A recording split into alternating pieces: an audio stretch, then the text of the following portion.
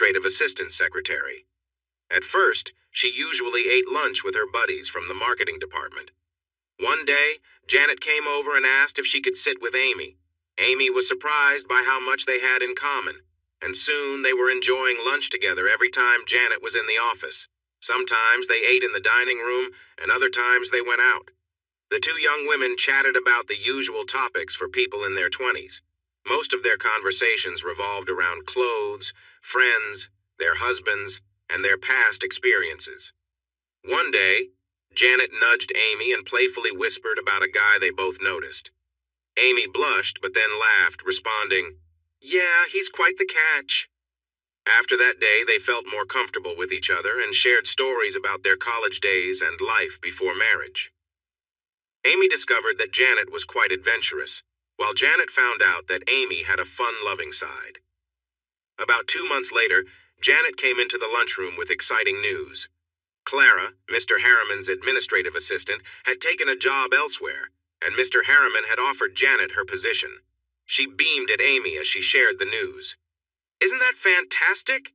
I've been waiting for this opportunity for so long." Amy smiled at her friend and said, "I'm so happy for you. I know how much you wanted this job, but I'm really going to miss our lunches together. You'll be so busy now." Janet chuckled and replied, "Oh, you'll see me more than you think. Mr. Harriman has allowed me to invite you to interview for the job as my assistant. Do you want it?" "Oh my gosh, yes. I would love to be your assistant. Do you think he'll get it?" Amy asked, excitement bubbling in her voice. That night, Amy could hardly sleep, and the next morning she arrived at work very early. She wore her best work dress and worried that she might not look professional enough to impress Mr. Harriman. As soon as he arrived, he asked for Amy to come to his office. When she walked in, he studied her for a moment and said, "Well, Amy, Janet has told me great things about you. This interview feels more like a formality, but I still need to learn a bit more about you before offering you the position. I want to see how you interact with senior team members and discuss some job details with you." With that, Mr. Harriman walked around his desk and took a seat beside Amy. He placed his hand on her leg and leaned in closer. Looking her in the eye, he asked, "You know this job involves a lot of late hours and travel, right? There might be times when you'll spend more time with me in a day than with your husband. Will that be a problem?" Amy tensed a little when she felt his hand on her leg, but she didn't pull away. She wanted this promotion so much that she didn't want to upset Mr. Harriman. After thinking for a moment, she replied, "No, Mr. Harriman. That won't be an issue for me. I can explain it to my husband." Mr. Harriman kept his hand on her leg as he continued asking her questions. Most of them felt like they were just filling time. While talking, he lightly moved his fingers in small circles on her thigh, and Amy felt herself getting a bit nervous. She couldn't help but shift a little in her seat as she focused on the conversation. Eventually, Mr. Harriman decided to end the interview and stood up. Amy sat there, feeling a mix of excitement and anticipation. As he walked away, he made a point to squeeze her shoulder gently. "Well, Amy, I think you will fit in just fine. If Janet gives you the thumbs up, I'm on board," he said. They both looked at Janet, who nodded in agreement. Mr. Harriman gave her a quick pat on the shoulder before heading back to his seat. Overcome with joy, Amy jumped up and hugged Mr. Harriman. "Thank you, Mr. Harriman, thank you so much," she exclaimed. Flushing with happiness, she stepped back and added, "Oh, I'm sorry. I didn't mean to do that. I'm just so excited." Mr. Harriman smiled and replied, "That's perfectly okay, Amy. Since we'll be working closely together, you can call me Howard now. Why don't you go with Janet? She'll give you all the details about your new job and get the paperwork sorted out." Amy was thrilled about her new position and couldn't wait to share the news with her husband, Jeffrey. She loved the new salary, which was nearly double her previous income, along with the added benefits that came with the job. The initial training was straightforward and easy. Janet first showed Amy the paperwork for her new job, but it was nothing she hadn't seen before. As a marketing assistant, she had already handled much of that work. The main new tasks were arranging business meetings and entertaining customers and vendors. During their early conversations about the job, Amy sometimes felt young and inexperienced. She chuckled to herself about it. After all, she was only 26. She was surprised to learn that they sometimes held outings for their customers and suppliers, especially to places she hadn't expected. After 6 months in her new role, Janet asked Amy to assist with a dinner meeting the following night. This would be the first meeting she would attend, even though she had helped set up several for Janet. When Amy arrived at the restaurant, she was led to a private room where special meetings took place. She figured this was so they could discuss business without interruptions. Inside the room, there was a table with 6 chairs. Janet was already there and greeted Amy with a warm smile and a gentle kiss on the cheek.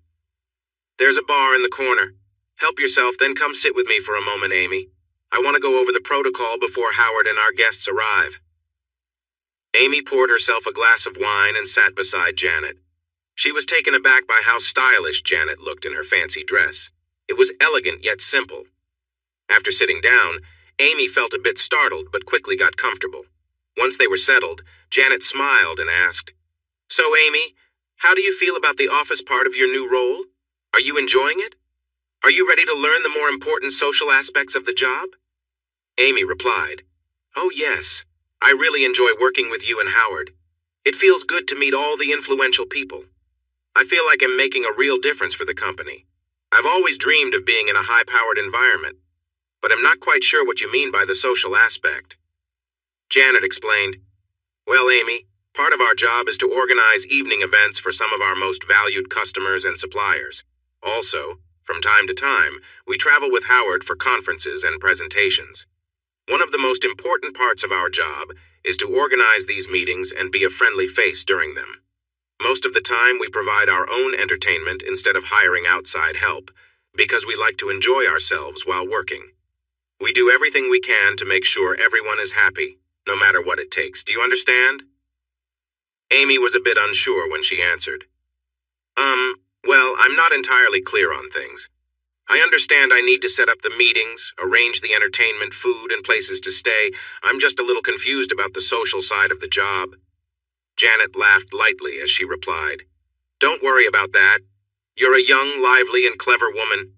From our conversations before the interview, I knew you would do well in that area. Tonight, all you need to do is watch and help out if someone needs a drink or something. You'll make sure you get home at a good hour. We can discuss everything more on Monday." Amy and Janet chatted for a few more moments until Howard came in with 3 other men. They clearly seemed to have been having a good time before arriving at the restaurant. Janet and Amy stood and walked over to greet them near the table. Amy remembered seeing all 3 men earlier that day at the office. She was surprised when they all gave Janet hugs and friendly kisses when they met her. It caught her off guard when Janet allowed them to be a bit playful before sending them into Howard's office with a laugh. Amy remembered hearing a lot of laughter and chatter coming from the office earlier that day. Twice, Janet had been called inside and stayed for more than half an hour both times. Each time, when she returned to the outer office, she seemed a bit flustered, with her hair and clothes not quite in place. Amy found it hard to believe that Janet was doing what it seemed she was doing, but felt too shy to ask. Now, seeing how Janet was dressed, Amy wondered if Janet was being unfaithful to her husband. They had only been married for a little over 2 years, and she couldn't imagine Janet doing something like that. As Amy and Janet approached Howard and the 3 men, he reached out and put his arm around Amy, pulling her close. He introduced her by saying, "This is Janet's assistant, Amy. She won't be with us for the whole evening. She's new in this role and still learning. We hope to have her ready for your next visit." We were still teaching her the job, and she needed to get back home to her husband today in good shape. Amy was surprised by the laughter that followed, but decided it was just their odd sense of humor. Once the men were seated, Amy and Janet stayed busy taking notes, giving them copies of the contracts they were discussing, and serving drinks. The men wanted them to sit at the table with them whenever they could. Amy and Janet sat with a guest on either side while Howard was across the table. After finishing the business talks, Amy had a few drinks with the men. Finally, Howard said it was time to eat, and Amy told the waiter to serve the meal. Throughout the nice meal, the man next to Amy kept trying to get too close. She gently pushed him away several times and was planning to tell him to stop. But when she turned to face him, she was shocked by what she saw. Janet was leaning in close to the man beside her. Amy watched in surprise as the man next to her touched Janet's arm and seemed to be enjoying her company. Janet smiled and seemed to welcome his attention. Amy felt speechless as she noticed the relaxed atmosphere at the table, with laughter and playful exchanges. Howard looked at Amy and smiled, then said, "It seems Janet is having fun right now. Could you please get everyone more drinks? Unless you want to stay longer, I think you should head home. I believe Janet can manage the rest of the evening." That first evening stuck in Amy's mind for a long time. She left the meeting feeling strange and confused. When she got home, her husband Jeffrey noticed her mood and asked if everything was okay. She didn't want to share what was on her mind, but replied, "Oh, honey, after the business part of the meal, Howard, Janet, and the customers wanted to relax a little. Howard said he and Janet could handle things, so I decided to come home. Some of Janet's actions surprised and worried me. It's nothing you should concern yourself with. I'm sure I'll sort it out on Monday." All weekend, Amy found herself worrying about what Janet might say or do around her husband. By Monday morning, she still didn't have any answers. Janet's bright smile and cheerful hello on Monday made Amy think again. She couldn't understand how Janet could have acted so normal after what happened on Friday evening. When Amy entered the office, Janet noticed her quiet good morning and looked at her with concern. "Amy, what's wrong?" she asked. Amy fidgeted and avoided making eye contact as she responded. "Nothing, Janet. It's just, how could you do that to Danny? I mean, you let those men..." Janet burst into her usual warm laughter, relaxing back in her chair. "Oh, Amy, you're too much. I didn't do anything to Danny. I just did my job and had a lot of fun while doing it. Danny has no idea what happens in our meetings and dinners, and I hope he never finds out, but I didn't harm him at all. I remember you mentioning how free you were before getting married. You talked about loving the excitement of dating different people. Well, as my assistant, you could find a bit of that excitement again and still earn good money." Amy looked shocked as Janet continued. "What you saw last night was just me having a good time while we hosted some important visitors. If I can enjoy myself while we do our work, what's the issue? It didn't hurt anyone. In fact, we both gain from my little adventures. I feel energized afterward, and it makes things more exciting at home with Danny. I'm sure you'll feel the same way next time. Besides, studies show many people in relationships have been unfaithful. If other people do it, why shouldn't I have a little fun too?" Amy shook her head and said, "I could never do that to Jeffrey. I just couldn't." Janet laughed. "Come on, are you telling me you didn't go home feeling excited? I bet you had a great weekend with Jeffrey, didn't you?" Amy blushed and turned away. Janet pressed further. "Didn't you?" Finally, Amy looked at Janet, her cheeks red. She nodded and whispered, "Yes, but I couldn't do what you did." Janet just smiled. "Really? Remember when you shared your fun stories from your bachelorette party? If you could enjoy yourself then, you can now. It's even safer to explore at our meetings because no one will tell Jeffrey. But it's totally your choice. It's just an extra perk of our job. We get to connect with some interesting people. Men who are willing to spend money for fun and know how to treat a woman well. Just focus on your work and I'll handle mine and everything will be fine. If I made a mistake about you, tell me, and you can return to your previous job. Just promise me you won't tell Danny that I let my guard down in the meetings." Amy almost shouted when she replied, "Oh no, please. I don't want to go back to my old job. I really like this position and want to move up in the company. I need the higher salary. I'll do my best to keep our customers happy." Amy felt bad about promising Janet to help her with something she knew was wrong. She really wanted the better job and was willing to do a lot to keep it. She had always admired successful men and wanted to be around them. Amy promised to stay quiet about what happened during their meetings and to fully support Janet. Amy didn't see Janet smile after their talk ended and she went back to her desk. Janet picked up her phone and called Howard. It was a bit uncertain for a moment, but I think she's fully committed now. I had to remind her of some past choices to convince her, but I think she's ready for the next step.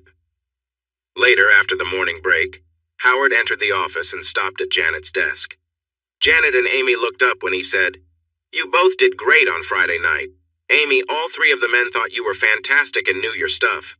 They are looking forward to having you in the next negotiation session when they come back." Howard then turned to Janet and added, "Thanks to you, we got the signatures we needed early this morning. Here is the bonus you earned last night for your help.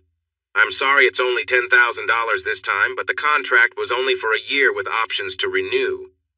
Do you have any plans for this bonus, or will you save it like the others? Janet smiled and replied, What do you think? It always goes into savings. Why change now? After Howard left, Amy sat quietly and stared at Janet as she looked at the cash. She had never seen that much money in one place before. What? I mean, you got $10,000. Janet laughed and said, Amy, don't overthink it. If someone does something outstanding in their job, they should get a bonus, right? Well, Howard thinks I played an important role in securing that contract, a contract that brings in more money than usual, I should add. Why shouldn't he give me a bonus for that? And there is more to it than just that. She chuckled again and winked at Amy. 3 weeks later, Amy was put in charge of organizing the next meeting. On a Tuesday morning, Amy was informed that a meeting was scheduled for 4 men the following Thursday in a town more than 1,200 miles away. She was tasked with organizing the hotel rooms, meeting space, meals, and drinks.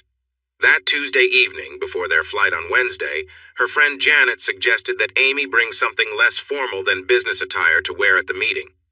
Janet also mentioned, If you think you'll be back to your room too late Thursday, or if you'll be busy, you might want to tell Jeffrey that the cell service isn't good at the hotel. You have to step outside to get a decent signal. The next morning, as Amy was about to leave, she remembered Janet's advice. Jeffrey was getting into his car too, so she called out to him. Oh, Jeffrey, I almost forgot. Janet told me the hotel we're staying at in Sacramento has really bad cell service inside. If you can't reach me, just leave a message or call the hotel. Feeling a bit relieved, Amy backed out of the garage with a small smile. Jeffrey had never asked which hotel she was staying at. On the day of the meeting, Amy was so nervous she could barely think straight. Once the meeting room was ready, Janet noticed and took her to the bar for a drink. Have this, Amy. You look really tense. This is just a business meeting and a bit of fun. Don't worry too much. We have 4 important men and Howard to entertain, and we want you to feel comfortable. After the meal, as the dishes were cleared away and conversations flowed more easily, Amy started to relax. She and Janet were busy serving drinks. At first, Amy tried to stay a little distant, but as the night went on, she found herself enjoying the lively atmosphere. Once she returned to her seat between 2 businessmen she had been chatting with, she turned to one of them to check if he needed anything. Just then, she noticed Janet with the 2 men she had been speaking to earlier, and her eyes widened in surprise. The businessman beside her noticed her reaction and smiled. Well, he said, looks like we need to get with the program, don't it, Amy? After he said that, he leaned toward her for a kiss. Amy was so horny, she leaned toward him and returned the kiss. When the man she was first kissing broke the kiss, the man on her left pulled her toward him and began kissing her. Amy moaned again. Before she knew it, she was having her first orgasm. Janet came right after she did. Amy opened her eyes and turned toward him when she heard Howard say, What say we adjourn this meeting to more comfortable surroundings? All 4 men said that was a great idea, so they all 7 straightened their clothes for the walk through the lobby to the elevators. The elevator doors weren't fully closed when Amy felt her top being pushed below her breasts. When the elevator door started to open, Amy tried to pull her top up. Each woman stopped at the door to her room. Howard opened them and grandly gestured the lovers into their rooms. He followed Amy and her men into her room, and then opened the door connecting the 2 rooms. After this second orgasm, Amy's night degenerated into a thankfully the girls got some more sleep on the flight home, so they didn't look too bad when their husbands picked them up at the airport. Howard smiled and shook each man's hand as he said, You guys ought to be proud of these 2. I don't think I would have gotten the contract signed without them, and I am positive we wouldn't have got as good a price without their help. Now take them home and let them know how much you've missed them this week. He turned to Janet and Amy and said, I'll see you in the office Monday, you 2. Amy couldn't look Jeffrey in the eyes that entire evening. She was so scared he could tell she had taken a lover she was sick. When Jeffrey asked her what she had done during the evening, she said, Oh, we had supper with the customers and visited a while, then I went back to my room. While she was saying that, Amy got sick at her stomach and ran into the bathroom and threw up. Jeffrey was worried about her and followed her into the bathroom. Honey, are you okay? He asked. Amy was crying and throwing up. Between heaves, she said, "Yeah, my stomach has been upset since lunch. We had some greasy Mediterranean food, and it and the spices have gotten to me. I'm really tired. I think I'll go to bed now." On Monday morning, Amy and Janet were sitting talking during the morning break when Howard once again came into the outer office. He smiled at both girls and passed out the bonuses. They were once again in cash. Janet got $15,000 and Amy got $10,000. The weeks progressed and Amy was called on to travel 1 or 2 times a month. More and more often, Amy had to work late, and she occasionally had Saturday meetings. She didn't get a bonus for every meeting, but whenever the meeting resulted in an income stream for the company, she did. Jeffrey was getting angry and complaining about her hours. Jeffrey was getting upset about her working hours. About 3 months after the first meeting Amy arranged, Janet arrived at work one morning looking very troubled. She had been crying on and off all morning. Just before lunch, Janet told Amy she might be late because she had a doctor's visit. However, Janet never returned to work that day. The next morning, Janet showed up looking like she hadn't slept at all. As soon as Howard entered, Janet gave Amy a small smile and walked into Howard's office. They were in there for more than half an hour. When she finally came out, Janet appeared to have been crying again and looked very pale. She turned to Amy and said, "Howard wants to see you." When Amy entered Howard's office, he pointed to a chair and said, "Close the door." After sitting down, Howard looked at her for a moment before leaning back in his chair. He laced his fingers together and rested his hands on his stomach. Howard sighed and said, "Amy, Janet is going to take a new job next month. I know you were hoping to learn from her for another year before her promotion, but things have changed, and she will be leaving sooner. I need to ask you if you want her job as my administrative assistant. There will be many late nights and trips involved. Do you think Jeffrey will cause any issues? You will likely be working about 1/3 more hours and traveling than you do now, even with the assistant we will need to find for you." Amy was shocked by Janet's sudden departure and excited about the new position. The salary would be double what she was currently making, and the bonuses would be much larger. She had only been an assistant for about a year and already had around $100,000 saved in bonus money. She had wanted to tell Jeffrey about it when she first started receiving it, but struggled to find a good way to explain since it was cash. Because it was undertheatable money, she hadn't reported it for tax purposes either. After a few meetings, she began to think that if Jeffrey ever found out about her earnings, she might need that extra money for when he, let's be honest, when he divorced her. Because of this, Amy had built quite a secret stash, and the new position would allow her to save even more. Janet's bonuses were often higher than what she received for each meeting they attended together. Once Amy and Howard finalized the details of the transition, Amy walked back into the outer office. Janet's eyes were red, and she held a damp tissue in her hand. Amy put her arm around Janet and asked, "What's wrong, Janet? Is there anything I can do to help?" Janet shook her head and whispered, "I'm pregnant. Danny and I have been planning to start a family, but I'm not sure if it's his."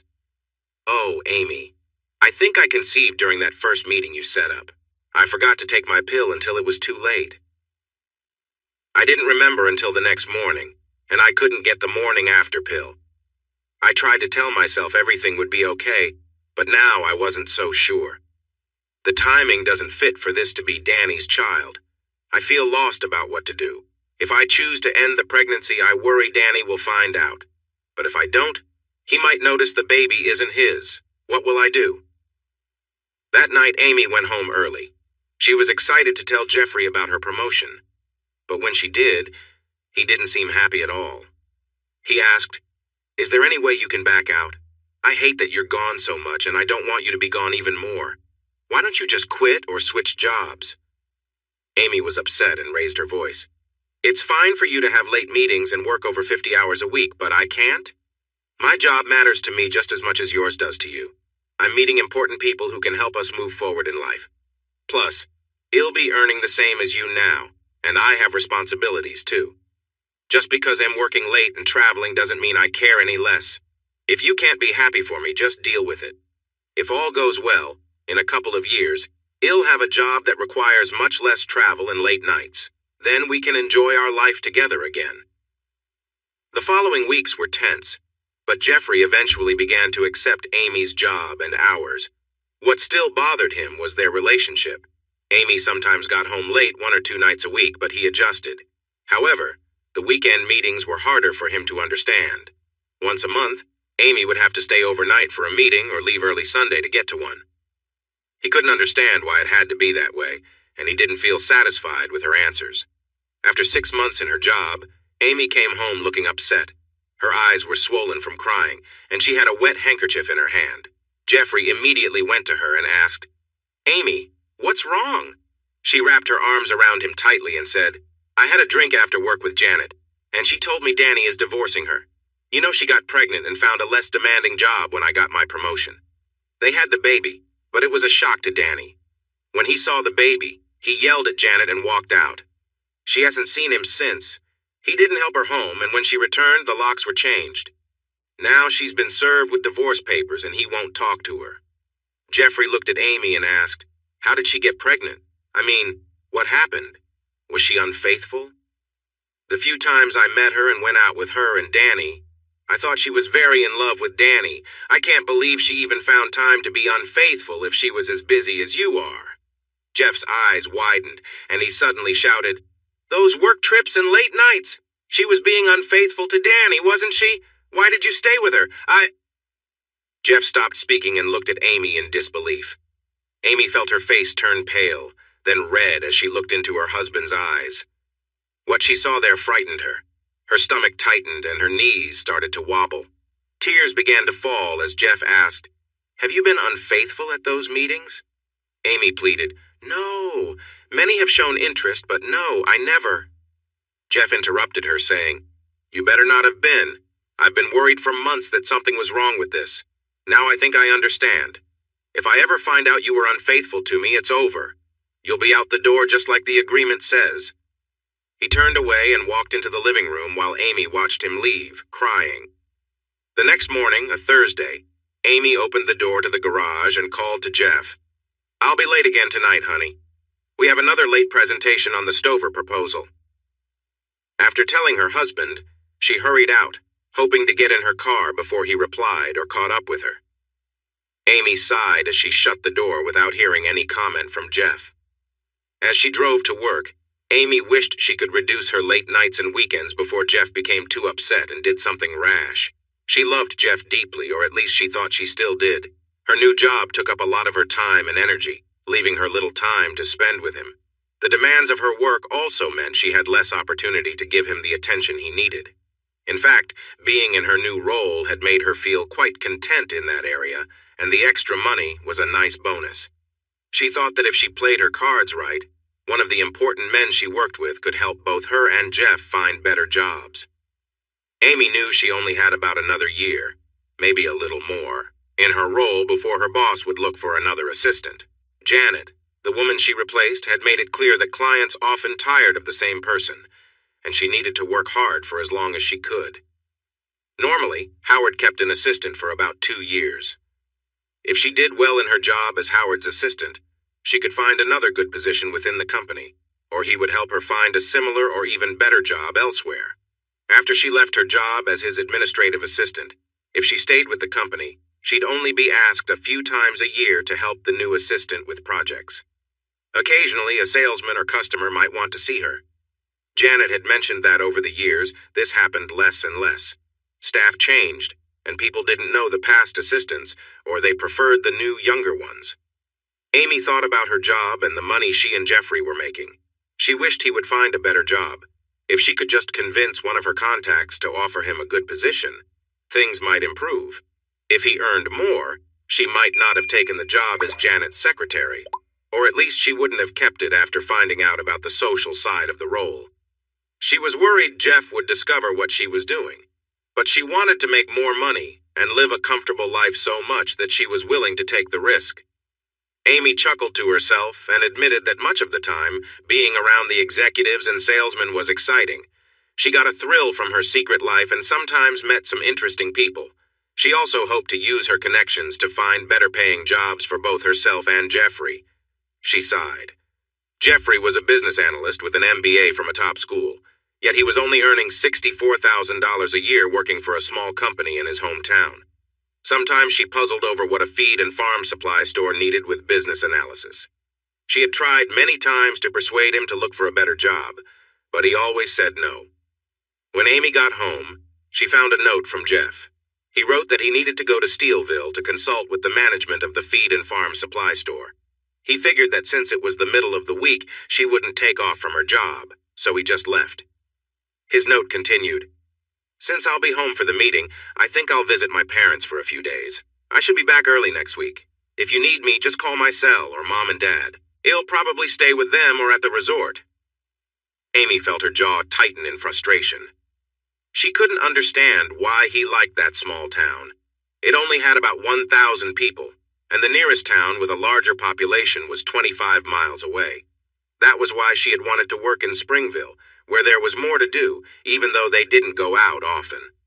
Even before she took her new job, Jeff didn't want to go out much. She had to persuade him to join the country club, and even then, he hardly ever went. It was hard to believe a grown businessman only played golf when he had to. Why he preferred fishing and hunting was hard for her to understand.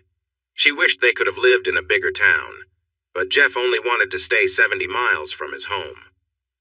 Jeff hadn't told anyone he was coming back, so when he pulled into his parents' driveway, he wasn't surprised to find them gone.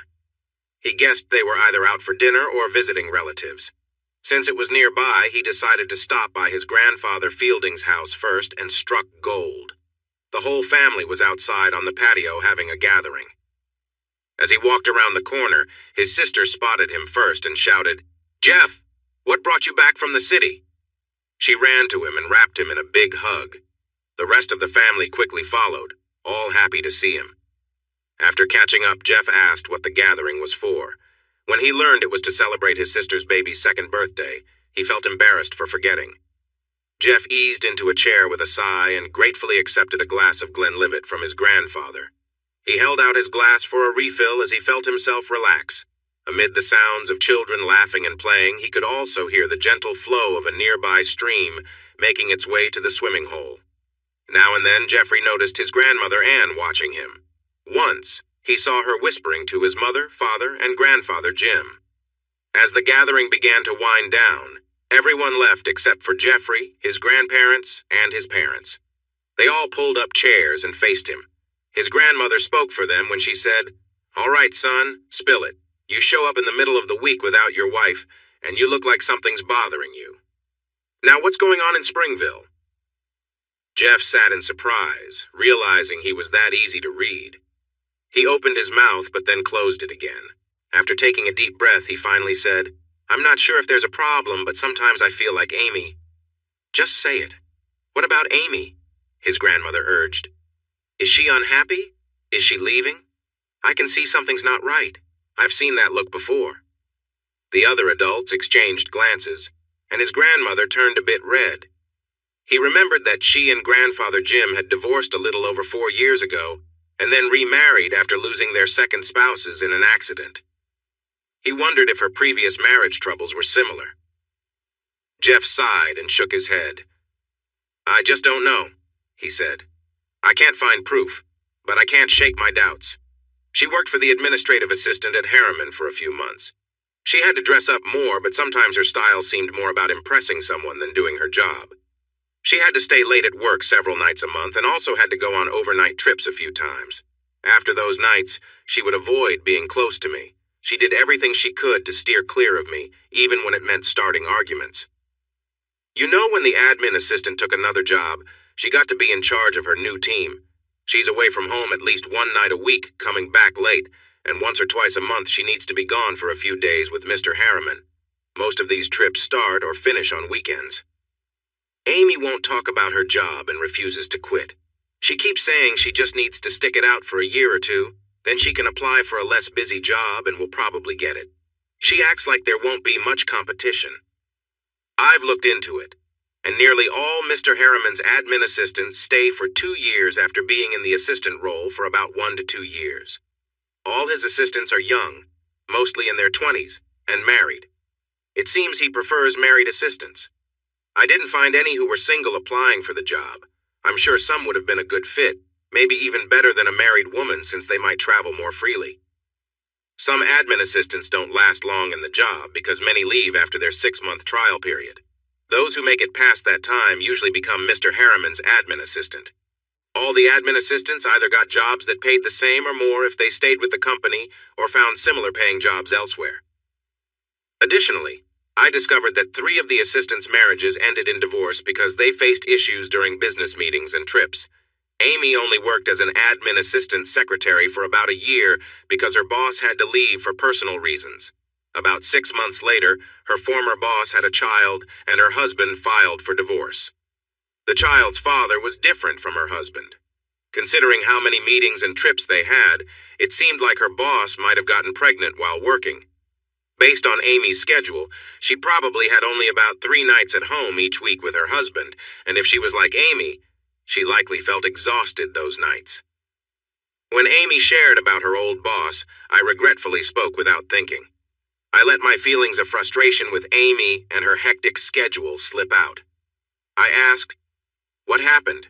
You know what I mean? How did it all go down? Was she unfaithful or what?"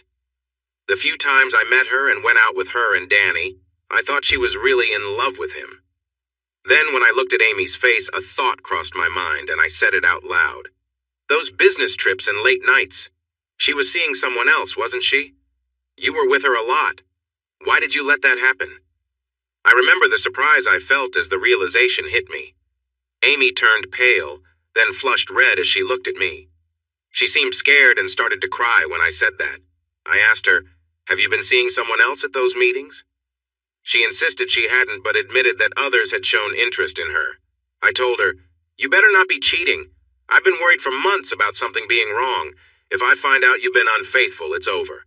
You'll leave just like our agreement states." Then I walked away, leaving her in tears.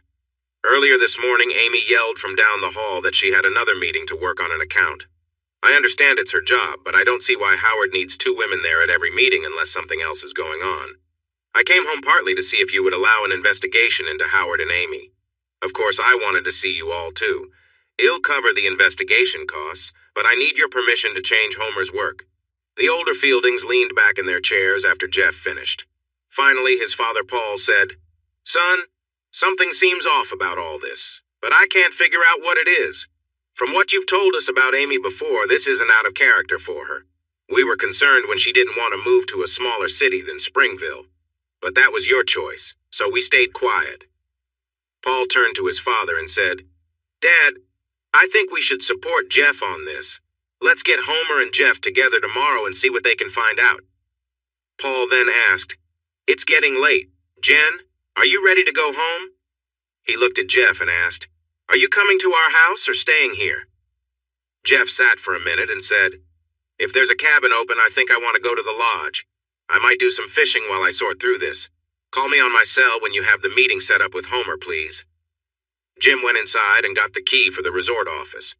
He handed it to Jeff and said, "This is the key to the resort front door, and this one is for my office. The cabin keys are in the center desk drawer. Use the honeymoon cabin, son." I know this is not an easy time for you, but the honeymoon cabin is the best and most private one. It's also close to the best places for swimming and fishing. We don't have it booked for the next few days, so you can use it as long as you want. Would you like to have breakfast with us here, in town, or at the resort? Jeff thought for a moment and said, "I'm not really hungry for breakfast right now. I guess I'll find something later if that's okay." By the time Jeff drove the 3 miles to the resort, got the key, and unloaded his bags, it was almost 3 a.m. He just got ready for bed without unpacking or showering. The next thing he knew, he heard a woman's voice say, "Mr. Fielding, are you still in here? This is Abigail. Your father tried to call you, and when you didn't answer your cell, he called the office. He says your meeting is set for lunch. You need to be in the cafe by 12:30 if that's okay."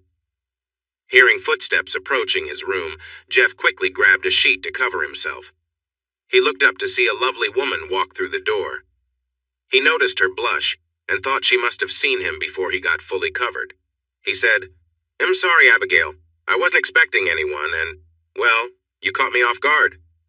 Abigail let out a light laugh and replied, "That's all right. I'm sorry for coming in like this, but I knocked and didn't hear anyone. I was checking to see if you were here or out fishing. Your father said you might be on the river." She looked at him shyly and added, "Besides, I grew up with 2 brothers. I'm used to seeing this." Abby smiled and said, "It's 10:30 now. Do you want me to find you some breakfast, or would you rather wait for lunch?" Jeff smiled back and replied, "No breakfast needed, but if you have some coffee, I would really appreciate it." Abby smiled at him and said, "We do have fresh coffee. Would you like me to bring some down, or would you prefer to have it with me in the dining room?" "He'll come up. See you in a few. And thank you, Abigail." Jeff got to the cafe about 10 minutes early and found his father, grandfather, and a man he was introduced to as Homer Scroggins already there. They shook hands and chatted a bit while ordering. Then Jeff's father, Paul, said, "Son, I've shared what you told us last night with Homer. Why don't you repeat it for him and then tell us everything you know about Harriman's business? If you prefer, we can go back to the resort before discussing personal matters with Homer." For the next 30 minutes, Jeff talked to Homer about how Amy had been behaving and how much time she spent working late and traveling for her business. He shared what little he knew about former administrative assistants and their secretaries. Jeff was surprised he didn't know more about Harriman's business and promised to change that when he got home. All he really knew was that they printed various business forms. He researched companies and looked at their reports. It might be a bit harder since Harriman wasn't publicly listed, but he could still find useful information. He promised to gather what he could and share it with Homer within a week. Once they returned to the resort, Jeff invited Homer into his cabin and offered him a drink. Homer replied, "No thanks, not now, but if you want one, help yourself. I recorded our chat at the cafe and I'd like to record this one too. Is that okay?" Jeff sighed but said, "Sure, go ahead." Then Homer asked, "All right, Mr. Fielding. Please tell me everything you can about your wife Amy, her job, responsibilities, her friends and clubs, and anything unusual you've noticed in the past few months. Don't leave out anything, even if it seems small." Jeff took a deep breath and began. "Well, Homer, I met Amy during my last semester in college. She was set to finish her bachelor's degree in May, and I was completing my master's around the same time. I was the teaching assistant for a business class she was in. She was captivating, quick-witted, and always had a big group of friends around her. I was drawn to her, but I tried to keep my distance at first since I felt that was the right thing to do. I'm still not sure if she really struggled with the coursework or if she was just pretending, but she often came to me for help. Initially, we met at the library, but soon we would go to a nearby cafe after our study sessions to continue talking or just unwind with a drink. Before long, we started dating. I was captivated by so many things about her. Amy was caring and kind. We shared similar tastes in food and movies. We had alike views on politics and social issues. We enjoyed dancing and having fun together. As we grew closer, she started going out with her friends less often, and soon we were spending nearly every evening together.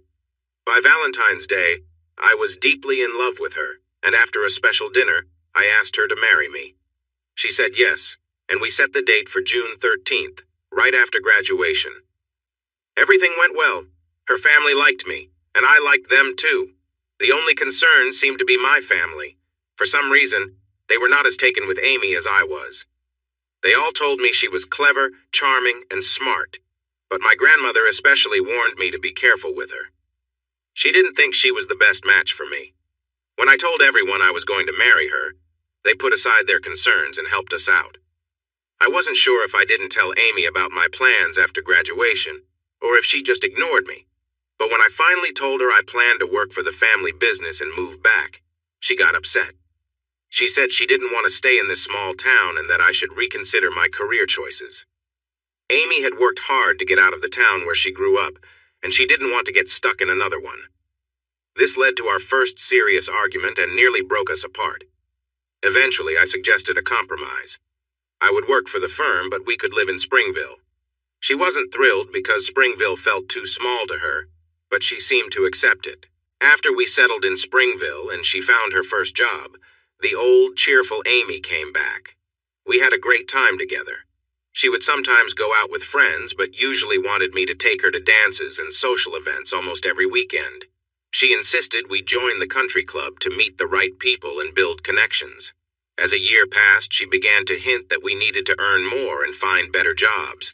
She said we had met enough people and that I should look for a higher-paying, more responsible job with bigger companies in Springville, or even in a different city.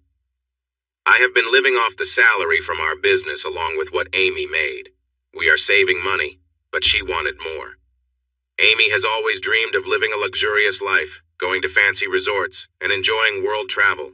Big cities excite her. She loves the nightlife and mingling with people she sees as wealthy. I realize now that I didn't make it clear that I would prefer to spend my free time fishing and hanging out with friends and family.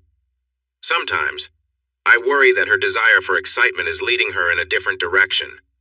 When she became Janet's secretary after about 6 weeks, she started wearing nicer, more trendy clothes.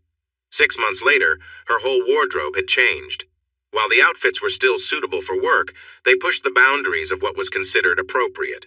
Her skirts became shorter and her tops were thinner. I asked her about this and told her it looked like she was seeking attention from men at work. This made her very angry, and we didn't speak for several days before things went back to normal. Before Amy was promoted to administrative assistant secretary, we were intimate about 4 to 6 times a week. After she became Janet's assistant, the time they spent together dropped to 2 or 3 times a week. Now that she works for Howard, I am lucky if we have any time together each week. She seems to avoid me, especially when she returns late from work. On those nights, she says she is too tired and needs to unwind. This is even more noticeable after her longer trips. Homer sat thinking about the notes he had written down.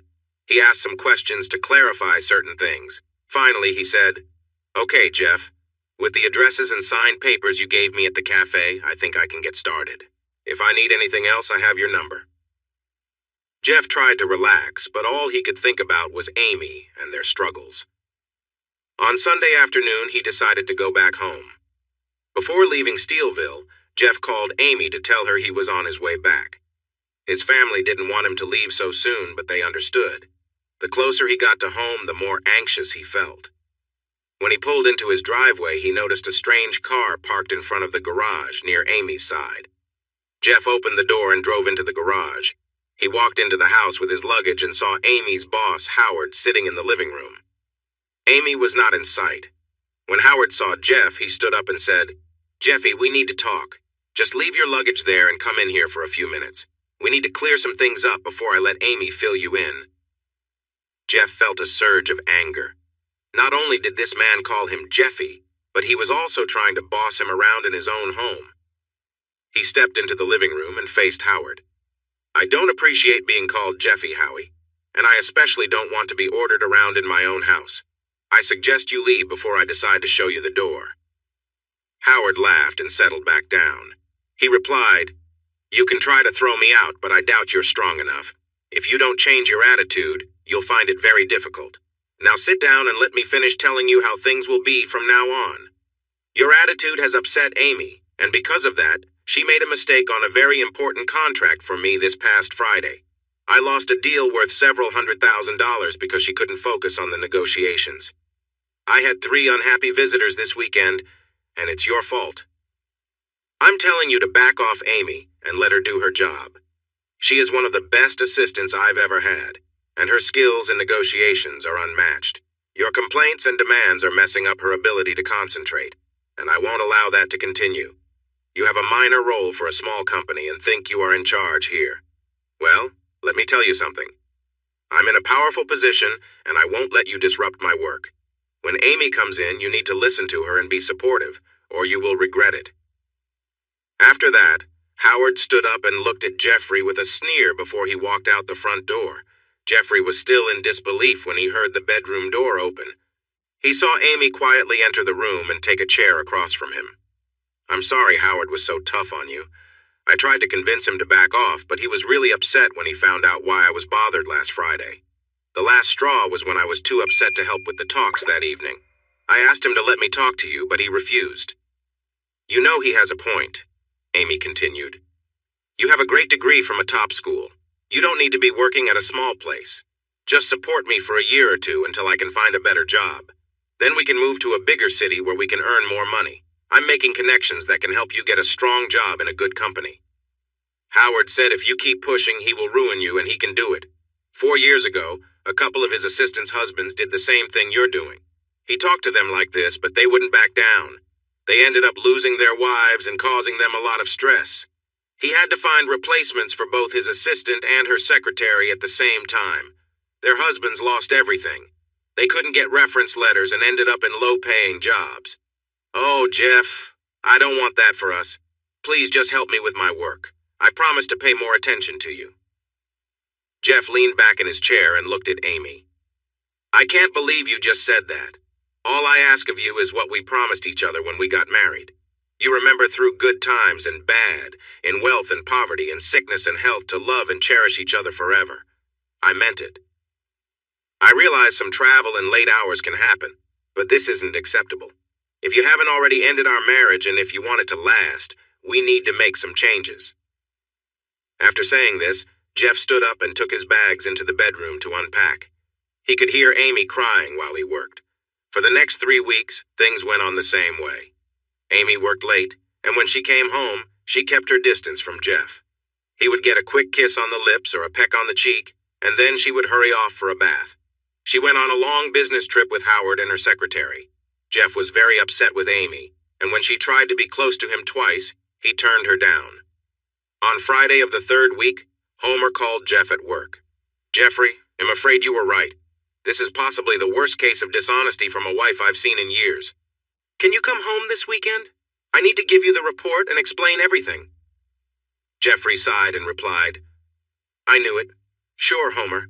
Amy's away on another long trip, so I was just going to be alone again. She won't be back until sometime on Sunday. How about we meet tomorrow morning at the resort around 10? Jeff didn't bother to contact Amy or leave a note. He knew calling her wouldn't help. She never answered her phone during meetings or trips. He just packed. He only took a few clothes since he worked for the family business and didn't need formal clothes unless there was an important meeting, which he didn't have. He packed one suit, a couple of casual outfits, and plenty of everyday clothes. He also called his parents and grandparents to let them know he was coming. They had his cabin ready for him when he arrived. Grandpa Jim and his father Paul met him at the resort. His father hugged him and said, I'm really sorry, son.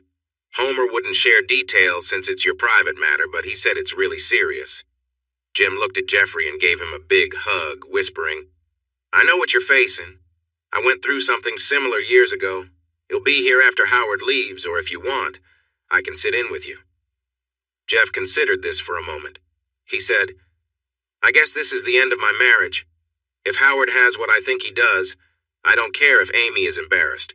If she has been unfaithful, the marriage is over. So seeing her like that doesn't matter to me. You can come if you want. After that, they settled Jeff into his cabin and all returned to the main house for dinner. Later, they sat on Jim's patio with drinks and watched the sunset. Jeff sighed and said, I really miss this place. It was hard for me when Amy wouldn't move back here after college. If I hadn't loved her so much, I might have come home alone, and we wouldn't have married. If things go as I think, I'd like to move our offices back here, if that's okay. Jim looked at Paul and replied, That sounds fine. I can't see anyone having a problem with it. I'll make sure, but you should plan on the move. It would be great to have most of the family around again. Finally, about 11 p.m., Grandmother Ann helped a very drunk Jeffrey back to his cabin and got him settled into bed, sort of. She assisted him inside and sat him down before helping him take off his shoes and pants. After he fell back onto the bed, she covered him with a blanket. The next morning, just after 8, Abigail woke Jeff up again. She knocked on the front door, and when he answered, she came in carrying a pot of fresh coffee. Mr. Fielding, your grandmother asked me to bring this coffee to you. You'll keep it warm on the stove. Would you like me to make you breakfast before your meeting with Mr. Scroggins? Jeff peeked out from the bedroom door and said, Thanks, Abigail. If it's not too much trouble, I'd love some breakfast. What can I choose from? Abigail smiled and replied, I can make a country breakfast with ham, sausage, or bacon, or a Western omelet with what I have here. I can also get pancake ingredients. Just let me know what you prefer. Jeff grinned and said, The Western omelet and hash browns sound perfect. While you're cooking, I'll take a quick shower. After finishing the meal, Abigail went to the bathroom door to let Jeff know it was ready. She knocked but didn't get a reply, so she opened the door a little to tell him, She blushed when she saw him sitting on the toilet, looking at a picture of Amy and crying. The mirror was foggy from his shower, and he was only partly dry. Abigail quickly pulled her head back and called louder, "Mr. Fielding, your breakfast is ready." Jeff jumped and replied in a shaky voice, "Thanks, Abigail. He'll be right there." As Jeff was finishing his breakfast and chatting with Abigail, his father and grandfather arrived. Abigail quickly stacked the dirty dishes in the dishwasher and said, "Oh, I should head back to the office now. I'm sorry for taking so long," and hurried out of the cabin. The three men sat together, sipping coffee and chatting casually until Homer came by around 9:45 a.m. All three stood up, and Jeff opened the door when Homer knocked. After they shook hands, Jeff asked, "Homer, where would you like to sit? We can use the coffee table for documents, or we could go into the dining area." Homer looked thoughtful for a moment and then said, "I think we'd be more comfortable in here. If you want to watch the DVD while I'm here, we can, but I've seen it and suggest taking it to a lawyer without watching it first. Honestly, it's quite intense. My written report would be enough if I were you. Some of our team are still keeping an eye on Mrs. Fielding was at her meeting, which felt just like the others she had been to recently. We managed to get some recordings of her daytime activities, and it seems they are truly working on contracts and business deals during the day. However, after work hours, it appears your wife, her boss, and others involved begin to engage in intimate activities. Often, Mrs. Fielding spends the entire night with their clients. Mr. Harriman is there as well. The next morning, she sleeps in before returning to negotiations at lunch and for the afternoon session. Her assistant is also involved, but not as much during the evening events in Springville. We haven't been able to see what happens during her office meetings. The few dinner meetings at Springville hotels showed no inappropriate behavior. She did have one private meeting in a closed room that we couldn't access.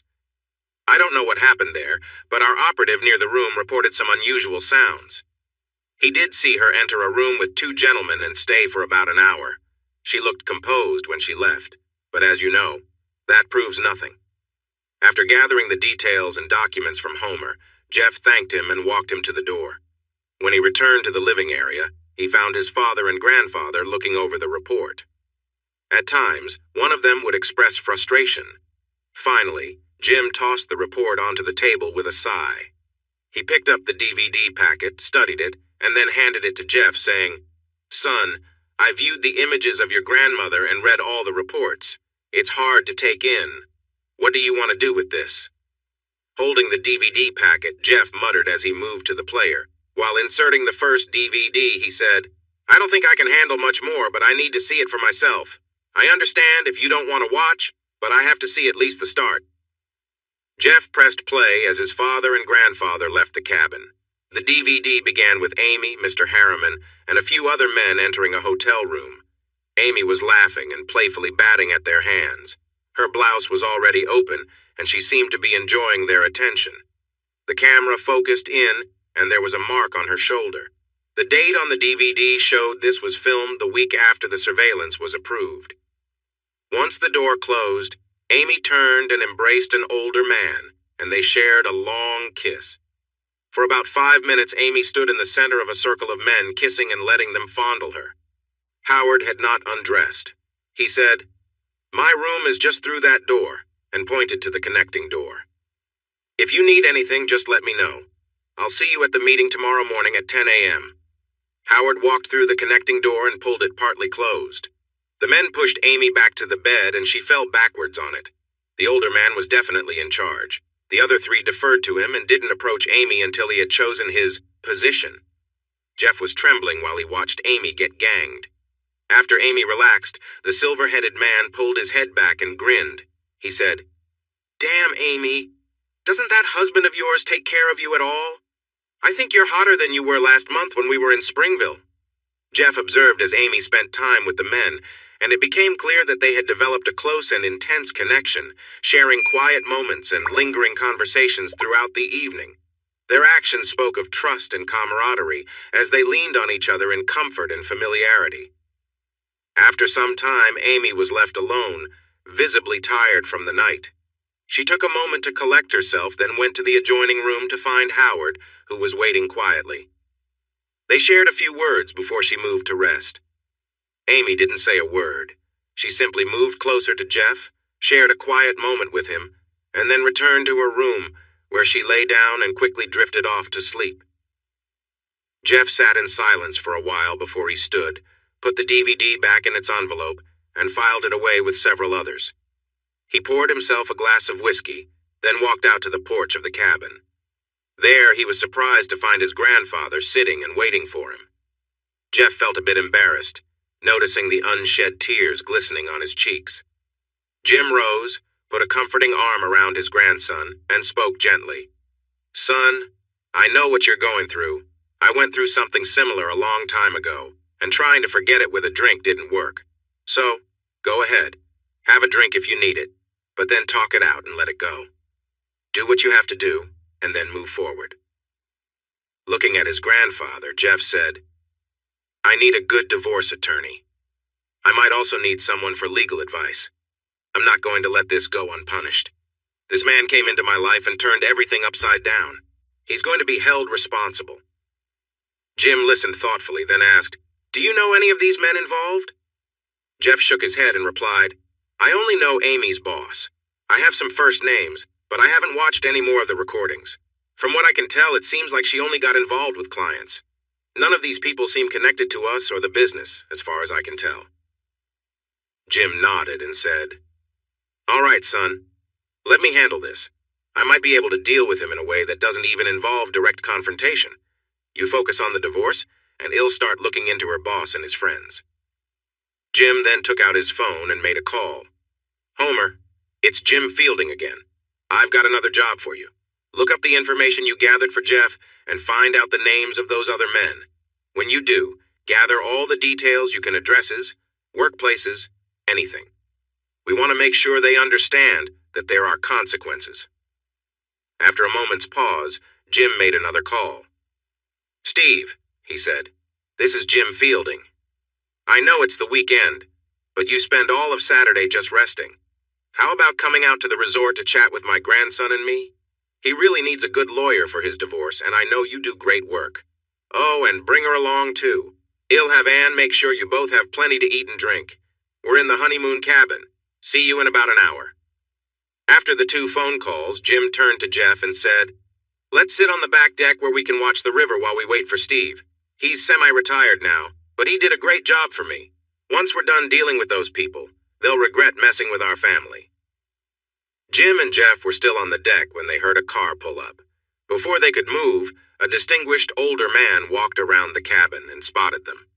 He glanced at the bottle on the table and said, "Wow, you didn't even wait for me before starting. Pour me a drink, and then let's get going. I have my recorder ready so I don't miss anything. When you start, you'll turn it on to catch the whole conversation." While they poured Steve a drink and settled down, they heard a car leave. Jim started to go check it out, but Steve stopped him. "Relax. That's just Jolene heading over to your place. I told her to go there if I wasn't back soon. Now give me that drink, and let's get to business. I want to finish so we can enjoy some drinks." Jim explained the situation, and Jeff added the details. Once they had finished, Steve leaned back in his chair and placed his hands under his chin. He seemed to think for a moment before asking, "So, what do you really want out of this, Jeff? We can go all out and take a hard approach, or we can choose a quieter, easier method. I know you're upset right now, but think carefully before we proceed. Sometimes revenge can lead to more trouble." Jim opened his mouth to reply, but Jeff spoke first. "I have a solid prenuptial agreement with Amy. I want to follow it exactly. If either of us is unfaithful, that person leaves the marriage with only what they brought in. Anything we gain after that belongs to the innocent party. If we both have been unfaithful, we leave with what we each contributed plus half of what we built together. I haven't been unfaithful, so I want everything. You have a copy of that agreement. Your partner made it for me just before the wedding while you were away." Jeff smiled and leaned back in his chair. He took a sip of his drink and said, "You know, that prenuptial agreement might be the best thing Amy ever did for me. I was so in love with her that I would have married her without one. She insisted on it because she told me about family members who had cheated and ended up divorced. She believed that the person who got hurt deserved some protection. Plus, she didn't want to end up living an unclear life if things went wrong. I can't wait to turn the tables on her. After all the time she has looked down on our family business and our home, I think she deserves a reality check. I'm pretty sure she never really understood how big our operation is, or that we are worth millions. She thinks we only run a small resort and a feed store in a quiet town. It doesn't help that we never pay dividends but reinvest everything back into the business. I remember a couple of times when I bought or sold shares, she mocked me, saying I was just playing with worthless paper. When Jeff stopped talking, Steve said excitedly, "Do we have a copy of the prenuptial agreement? Did we really draft it for you?" He laughed and added, "If Solange created a prenuptial for you, it has real strength, especially if it says what you claim. I'll check the files when we finish here." "When do you want this to happen? Would you like to talk to her first and see if there's a way to fix things?" Jeff thought for a moment and replied, "The sooner the better. I don't plan on going back to the house except to pick up my personal things and a few pieces of furniture to make living here easier. Grandpa has already said I can use this cabin for as long as I need it. The company has included it as part of my benefits. If you need to reach me, call my cell first and then here. He'll set up an answering machine as soon as I get it from my place in town in case you call while I'm out. By the way, when do you think you can serve her? I'd really like to get my things before word spreads." Steve thought for a moment and said, "If I find the prenuptial in the office, I could have the paperwork ready by Monday. He'll file it with the court Monday evening or Tuesday morning. Then it will just be a matter of having someone serve Amy in Springville. That could probably happen Tuesday afternoon or Wednesday." Jeff smiled and said, "Sounds good. He'll wait until she's at work on Tuesday before I start taking things out of the house. I don't want to give away my plans too early. I'd like for the papers to be served before Wednesday noon if possible, because she often flies out for meetings on Wednesday afternoons." I wanted her to understand that I was getting a divorce, and it was hard for me to face her boss again.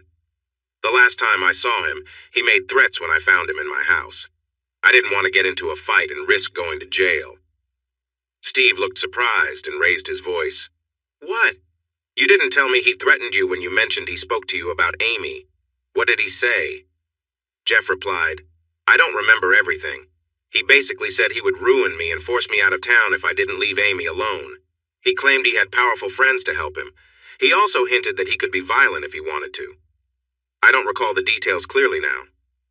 Steve looked serious and said, "Before you go home, you should buy a small recorder. Keep it with you all the time. If you talk to Amy, her boss, or anyone involved in this, you need to record those talks. We might find something helpful.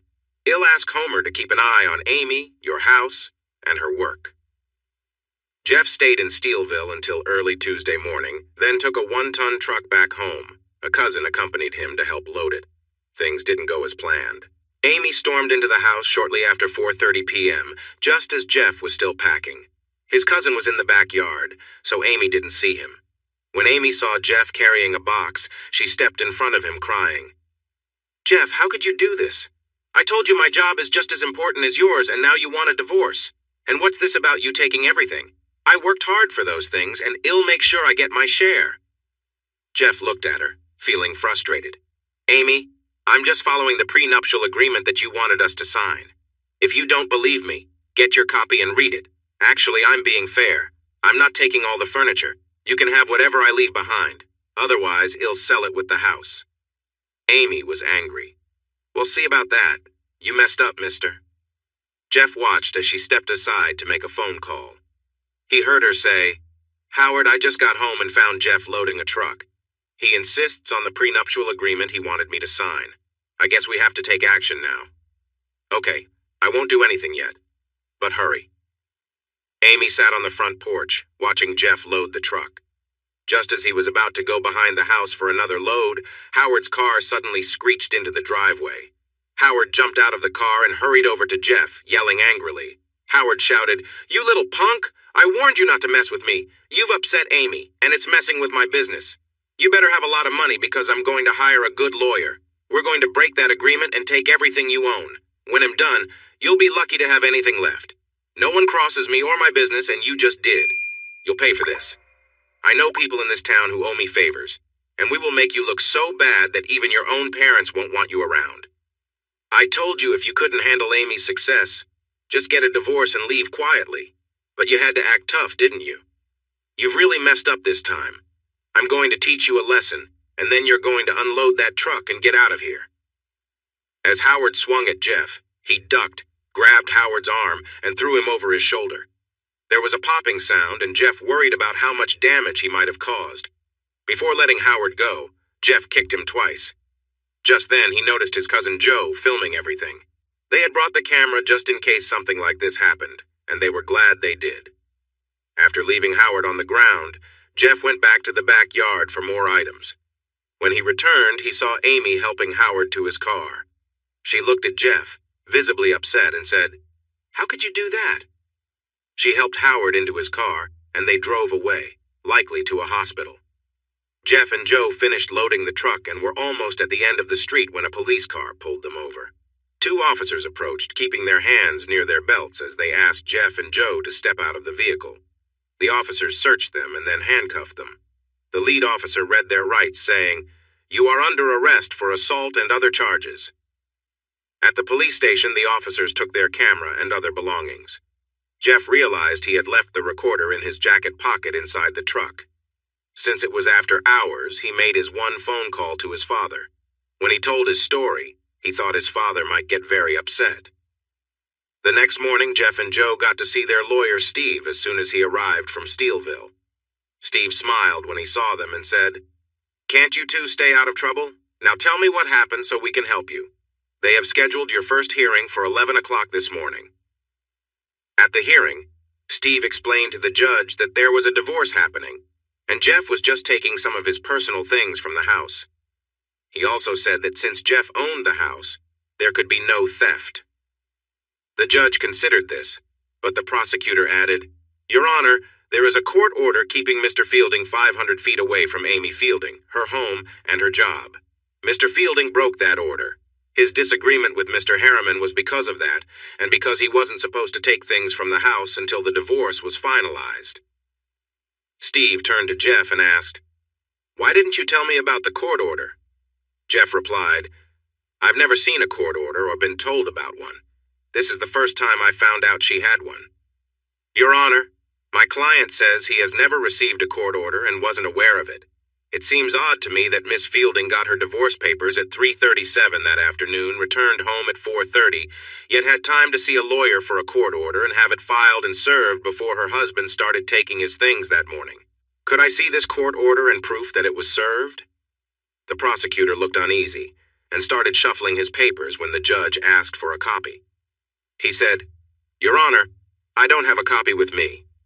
When I spoke to Mr. Harriman, he assured me that one was valid and that he would provide me with a copy. Let me check with my office." He made a phone call and then turned to the judge. "My assistant is bringing the order to me right now. Can we continue while we wait for it?" The judge pursed his lips and nodded. "Please do." "Yes, sir." "Thank you, Your Honor. Now regarding the assault charge. Mr. Fielding saw Mr. Harriman coming towards him in his yard, trying to stop him from taking more of Miss Fielding's belongings. He dropped the box he was carrying, and then got into an argument with Mr. Harriman, which caused injuries. I have a sworn statement from Mr. Harriman, and reports from the hospital, and the officer who spoke with him and Mrs. Fielding." Jeff leaned over to Steve and said, "That's not true at all. I recorded what you told me to, and Joe made a DVD of everything. Unless they took it, the recorder is in my coat pocket in the truck, and the police have the camera with our things." Steve responded to Jeff, "Good. That should help. And if the investigator on Amy got some good pictures, we can connect this to them easily." He then stood and said, "Your Honor, my client insists that he did not attack Mr. Harriman. He firmly states that he was just protecting himself from Mr. Harriman's actions. He has a recording and a DVD that will prove this. Also, a private detective was following Miss Fielding at that time. He should have pictures and a report to support my client's claims." The judge sighed and asked, "Where are these pieces of evidence?" "Your Honor, the police have the camera with the belongings of both Mr. Fielding and Mr. Harriman. The tape is in their vehicle in a coat pocket. We haven't gotten the investigator's report yet. If we can pause until we can get these items, I believe we can clear this up and let everyone move on." The judge looked at his watch and said, "It's almost noon. Court is adjourned until 1:30 for lunch and to gather more evidence. I hope this will give you both enough time to obtain the items you should have had when this hearing started." Jeff and Joe were taken back to their holding cell. Steve called the investigators to speed up the receipt of the report from the day before, and then went to the police office to get the camera. When he arrived, he received the camera, but when he tried to play it, he found there was no DVD inside. Arguing with the property officer didn't help. The officer insisted that what Steve had was all that was taken into care. Oddly, the inventory listed the camera, but didn't mention a recording disc. Steve then went to the impound yard. He arrived just as an officer was opening the door of a truck. He approached the officer and asked, "What are you doing opening this truck?" The officer looked uneasy and replied, "This truck might have evidence from a burglary, and I'm searching for that evidence. Besides, what right do you have to question my duties? I need to see some identification. You're not supposed to be here without an escort." Just then, an older officer walked over to Steve and said, "Mr. Jensen, I'm having trouble finding the key for this truck. It's not in the key rack like it should be." The officer in front of Steve looked concerned and paled visibly when Steve said, "Do you think the key might not be where it should be because this officer has it in his hand without permission?" The officer started to back away but was blocked by the older officer and Steve. The impound officer said, "Patrolman, do you have the key to this truck? If you do, please hand it over. This gentleman has permission from the court to take a recorder that is believed to be in this vehicle." The officer slowly handed the key to Steve and began to walk away. Before he vanished from sight, the impound officer spotted him and asked to see his ID. With some hesitation, the officer handed it over and then quickly left. Steve discovered the tape recorder and felt relieved to find the tape was still inside and in good shape. He didn't listen to the entire tape, but what he heard matched what Jeff had told him. Before leaving the impound lot, he thanked the officer and learned who had tried to access the truck without permission. When court resumed, the judge called the attorneys to the front. He asked, "Did you find out the information we needed during the break?" The prosecutor replied, "Yes, Your Honor. Here is a copy of the restraining order. It was filed right after 4 p.m. yesterday.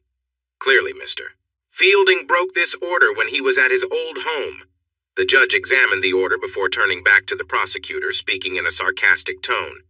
"Isn't it curious how an order can be filed at 4:20 in one office and then served less than 30 minutes later across town? It seems the officer who delivered the order was the first to stop Mr. Fielding's truck. Mr. Fielding was never formally informed of this order. Isn't it strange to accuse him of breaking an order he never saw, especially since it was filed after he started taking his things from his home?" The prosecutor looked troubled and speechless after the judge's remarks.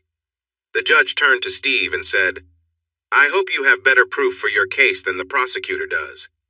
Steve replied, "I believe so, Your Honor. However, I lack some important evidence. I'm actually lucky to have any evidence at all." He explained what he found at the police station's property room, and then how he reached the impound yard just as the officer was trying to unlock the truck.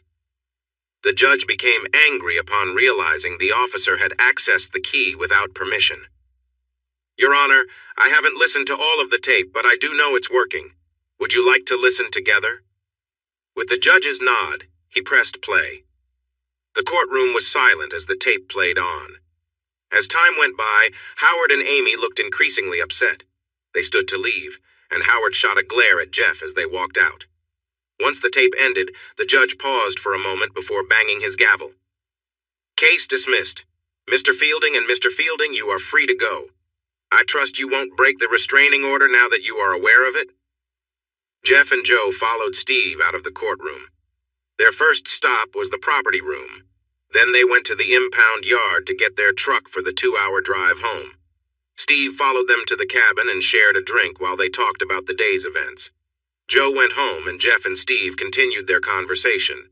Jeff said, "Mr. Jensen, I don't know how my grandfather can help, but I want to see that guy pay for what he did. I want his name ruined and his business shut down if possible. And I want my wife, who betrayed me, to face the consequences too. Can we do that legally, or do I need to look for other options?" "Hold on a second," Steve replied. "First, call me Steve. Second, I don't want you to rush into anything. We just got you out of one tough spot. Take a breath and let your grandfather and me figure this out for a bit." I'm not sure what he's planning, but knowing your grandfather, he's going to make a big impact. He said he would talk to you in a couple of days about it. So just wait and see, okay? Jeff didn't have any important tasks at work, so he decided to take a few days off to relax and organize his things in the cabin. He turned the second bedroom into an office and displayed his personal items in the other rooms. He switched out some of the furniture with his own, but left most of the resort's furniture for use. Jeff saw Abigail several times each day and began to get to know her. She still brought him coffee in the mornings and either made his breakfast in the cabin or brought him leftovers from the lodge. Several times Jeff told her she didn't have to do that, but she would laugh and say, "I've never met a man who could cook better than me, and my dad always said breakfast is the most important meal of the day. Your grandmother asked me to take care of you, and that's what I'm going to do." Unless Abigail was busy, she joined Jeff for breakfast, and he started to enjoy her company. One evening he was sitting on the deck watching the sunset and sipping a drink when Abby came down the path from the main lodge. She was clearly heading for the swimming hole, carrying a towel and cooler and wearing a modest swimsuit. When Abigail saw Jeff, she stopped to chat with him. They talked for a few minutes, and Abby finally climbed up on the deck to sit with Jeff. After a little more conversation, she said, "If I want to swim before it gets dark, I need to go. He'll see you in the morning." As she started to leave, she turned back and said, "Hey, why don't you come with me to swim for a bit? It's way too hot for you to just sit there with your drink. You need to let some of it out." Jeff didn't agree, even when Abigail asked him nicely. Finally, she went back to the deck and sat next to him. She leaned over, opened her cooler, and took out a black cherry drink. They sat quietly for a moment, and then Jeff turned to her and asked, "I thought you were going to swim. Why are you sitting here?" Abby looked at him and replied, "I don't want to swim alone, and I know it's not good to drink alone either. Since you won't go with me to the swimming spot, I guess I'll just sit here and relax as we enjoy the evening." Jeff watched her for a minute and said, "All right, if you're going to feel that way, I'll go with you. Let me get my swimwear." Abby smiled as she saw him walk a bit unsteadily into the cabin. She thought she heard him stumble while getting ready, but she didn't check. After they cooled off in the water, Jeff climbed out and lay back on one of the beach towels they had brought. Abby followed him. They were lying there talking and watching the sunset when Jeff asked, "Abby, I know this isn't my business, but why are you here? I've heard you say your parents moved away and left you. Why didn't you go with them? And why aren't you in college? You seem really smart, but you're working this job for our company." Abby's eyes filled with tears, and she turned to Jeff and said, "Mr. Fielding, it's not your business why my parents moved and I stayed. If you can't drop it, you can find someone else to swim with. Just so you know, I am going to college. I take 1 or 2 classes each semester and I do well. I want to take more classes, but I can only afford so much right now. I have 27 credit hours completed. It may take time, but I will earn my degree. I'm studying hotel and restaurant management to manage a place like this. Now, can we change the topic, or should I leave?" After she said this, Abby stood up and started to gather her things. Jeff quickly got up too and took her arms gently. He looked into her eyes and said, "Abby, I'm really sorry. I didn't mean to upset you. I just wanted to understand more about you. If you don't want to talk about it, we won't. But if you need help, I'd be happy to assist." When he held her arms, Abigail tensed and tried to pull away. But when she couldn't get away, she stood tall and stared at him. Jeff remained firm, and finally, Abby sighed and relaxed. She said, "Okay, Jeff. I'm sorry I overreacted, but I don't like discussing that. I love this place and couldn't bear to leave it. My parents owned it but could never make a good living from it. When your grandfather asked Dad if he wanted to sell, he quickly agreed, and they headed to Kansas City to find their fortune. I didn't want to go, and since I was over 18, I didn't have to. It's tough making my way on my own, but I plan to stay here for as long as I can. Your grandfather lets me have a small room in the lodge as part of my pay. I can eat at the lodge too, so I manage. Sometimes I get really frustrated with Dad for leaving all of this behind." Jeff wrapped his arms around Abby to comfort her. She rested her head against him, feeling safe. He noticed her tears on his chest. Jeff sighed. It felt nice to hold someone close again. His thoughts wandered to how Abby was just the right height for cuddling.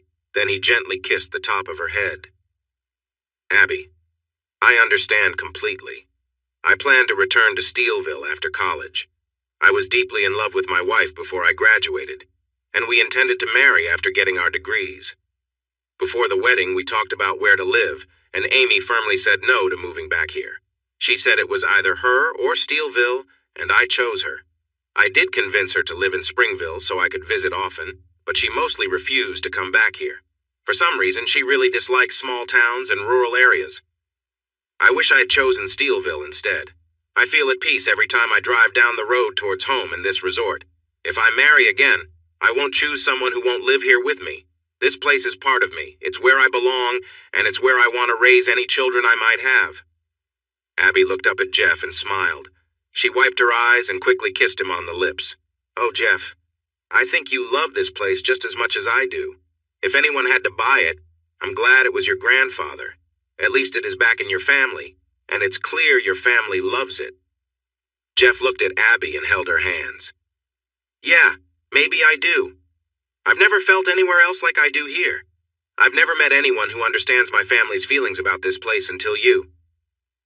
Abby smiled and said, Thank you, Jeff. That's sweet. But I should get back to my room. I have some work to finish, and it's getting late. You'll be down for breakfast unless you'd rather come to the lodge? No, please come down. I think I'd enjoy having breakfast with you here more than at the lodge. It feels more relaxed when we eat on the deck. After Abby left, Jeff sat back down on the deck because it was still early to go to bed, and he didn't want to watch TV. Many nights he would read a book or browse the internet, but tonight, those activities didn't interest him at all. Instead, he listened to the cheerful sound of the stream flowing by the yard and over the stones. He thought about how different Amy and Abigail were. He could never imagine Amy here, but he often pictured Abby curled up beside him, enjoying these peaceful evenings by the stream. He leaned back in his chair, watched the stars, and felt the tension leave his body. The next morning, Jeff woke up to laughter and the warm sun on his face. He felt stiff and desperately needed to use the bathroom.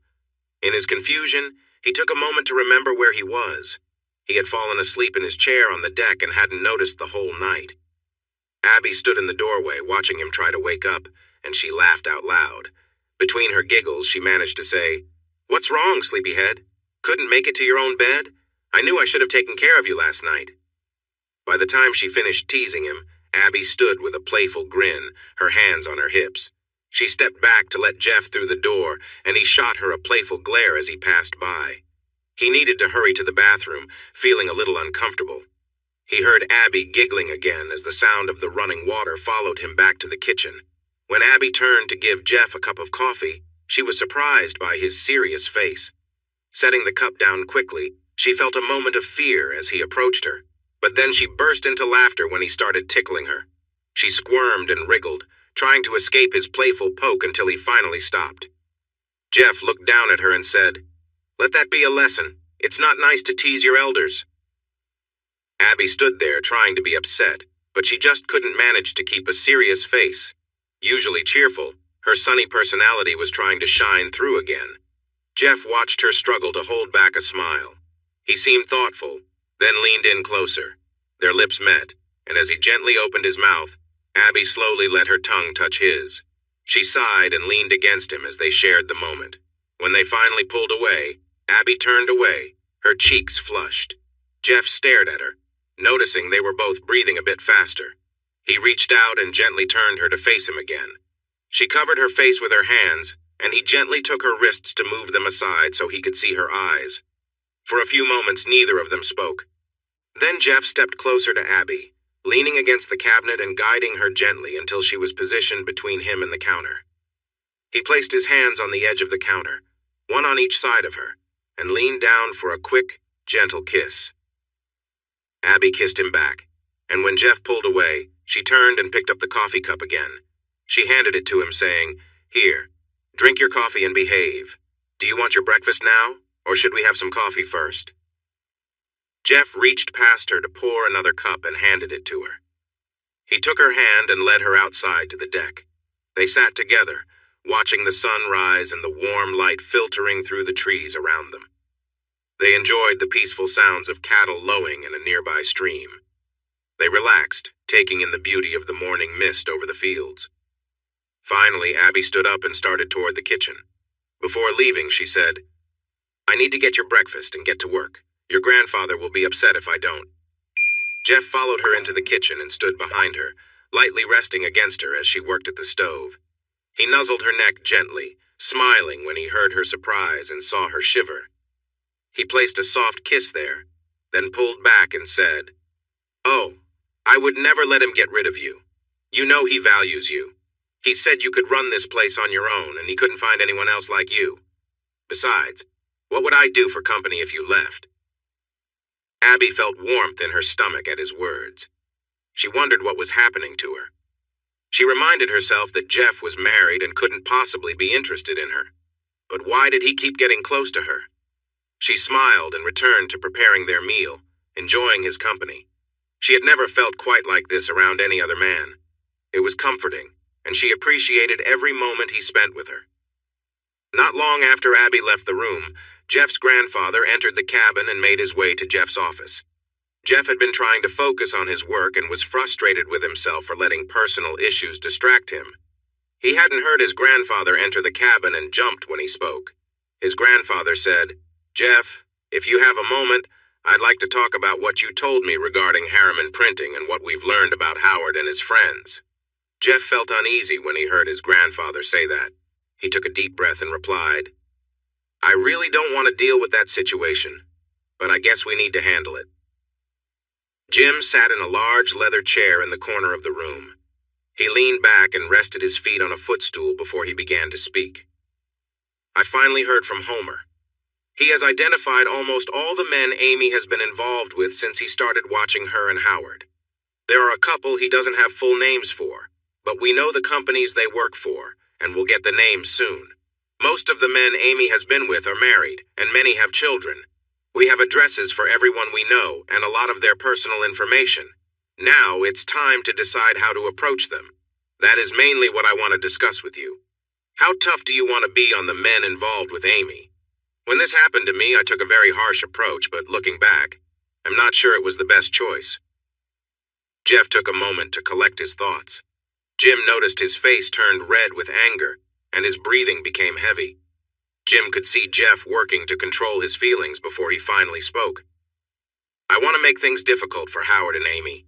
I want to ensure all the unmarried men lose their jobs, and for the married ones, I want them to face serious consequences, especially those who knew Amy was married. I want to make sure their wives know everything we find out so they can make their own choices. I believe they should all face the music. I suggest we share our information with the authorities and those above them. If we can show they gave Harriman larger orders or paid more than others for the same documents, they might get into trouble with the law or company rules." Jeff's grandfather smiled at him after he finished. He said, "We are completely on the same page. If we handle this correctly, we might even be able to add a printing unit to our business. From what you've discovered and what Homer has found, I believe we can put enough pressure on Howard that he will have to either sell the company or go bankrupt. In either case, we could acquire it for a very low price. With that in mind, I've come up with a preliminary plan. It has a good chance of success, but it might take several months to complete." Jeff returned the smile and said, "Time isn't an issue for me. In fact, the longer we take, the more Howard will struggle. If we do this wisely, we can maximize his troubles and benefit ourselves. All I care about is making sure Howard and his friends know that I am the one causing them trouble. I want them to feel my effects and understand that I am in charge." Jim smiled and said, "I have no issue with that, but you should be careful. I have more experience in these situations, and I want to help you put the plan into action. We also need to keep Steve informed so he can help us stay within the law." The two men talked for a little longer. Then Jim left to have lunch at home. Jeff thought about making a sandwich but decided to go to the lodge instead. When he walked into the small dining room, it was just about the end of lunch. Abby looked up from her cleaning, surprised by the footsteps. A big smile spread across her face when she saw Jeff, and her heart skipped a beat. Abby didn't remember moving, but soon she was standing next to Jeff's table. Without thinking, she asked, I didn't expect to see you here. Do you want some lunch? Realizing what she had said, Abby blushed and bit her lower lip. Jeff smiled and replied, I thought about making a sandwich at the cabin, but I remembered how great you are at cooking and decided to come here and let you make me something. Maybe we can have lunch together if you have time. Abby beamed and said, Of course. I haven't eaten yet. Why don't we go outside? It's so nice out today, and I've been wanting to find a reason to go out. While they ate, Jeff kept glancing at Abby. Finally, she set her glass down after taking a sip and asked, What? Jeff seemed surprised and said, Huh? What's wrong? Why do you keep looking at me like that? At first you seem so calm and happy, then your eyes go blank and you seem far away. Have I done something? Is something wrong? I'm sorry, Abby. My grandfather and I have started planning against the men who took my wife from me. I've been thinking about our next steps and what I need to do to get things moving. A lot of the work will be up to Grandpa because he knows some of the people we need to cooperate with. Even with his help, I still have a lot to do if we want to succeed. I don't like thinking about how busy he'll be because that means less time for our chats, fishing, and swimming. But I am looking forward to finally getting some justice. The next Monday, Amy entered Howard's office and sat down at her desk. She felt worn out from her weekend business trip and the ongoing divorce issues. She was close to giving up on trying to talk to Jeffrey. Each time she reached him on the phone, he hung up, and often he wouldn't answer if he saw her number. Amy was surprised when she realized a few weeks ago that she didn't really miss Jeffrey. Of course, all her personal needs were being met when she was working on deals for Howard. She remembered how she had influenced Jeff for so long and felt that if she could just get him to communicate with her, he would offer her more in the divorce settlement. She was grateful he hadn't caused her more difficulty than he had. Perhaps he was the weak person Howard said he was. Maybe he was worried about making too much noise because he feared facing those he considered better, as Howard had mentioned. When they were dating and engaged, Amy thought she truly loved Jeffrey. Now she questioned if that was true. She liked him a lot, and they had a great time in college, which made her believe she loved him. However, she hadn't stopped her adventurous outings even while they were together. She had reluctantly given them up after becoming engaged to him and missed them terribly until Janet helped her become an assistant. Being with Jeff was enjoyable, but there was something more thrilling about the exciting connections she sought with other, more influential men. In truth, she found the thrill of possibly getting caught exciting too. Deep down, Amy acknowledged her true feelings. Ultimately, she wanted the savings she and Jeff had managed to collect during their marriage. Well, the money and the companionship she was now experiencing. Amy hadn't even gotten fully settled into her daily routine when Howard called her on the intercom. Amy, could you come in here, please? I need to talk to you about some matters. Amy smiled and told her assistant Sally that she would be in Howard's office and to hold all calls. Sally looked at her and said, Yeah, I bet he needs to talk. He's probably feeling tense after a weekend without company. I don't think his wife spends enough time with him. Amy walked toward Howard's door with confidence. Just before she opened it, she looked back at Sally and said, Oh, I don't think he'll need any help this time.